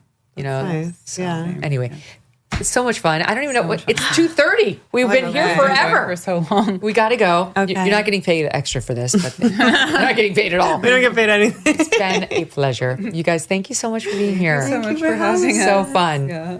The ladies of Red Scare, everybody. Only one team like this. It's such a pleasure. Thanks for joining us. Tomorrow we're off because it's Saturday. It says tomorrow, tease ahead to guess this week. We have nobody. But we have Charlie Kirk coming on Monday. And in the meantime, I hope you have a great, great weekend. Go ahead and download the Megyn Kelly Show on Apple, Pandora, Spotify, or Stitcher.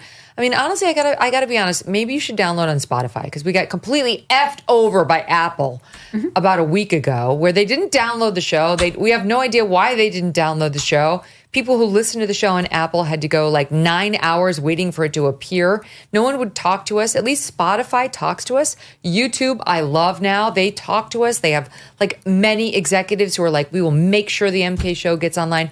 They have never taken down the show, not even a clip of the show. We've been demonetized. That's my problem, not yours. They've never taken down a clip of the show. Anyway, wherever you get it, go ahead and enjoy it, and we'll see you Monday. Thanks for listening.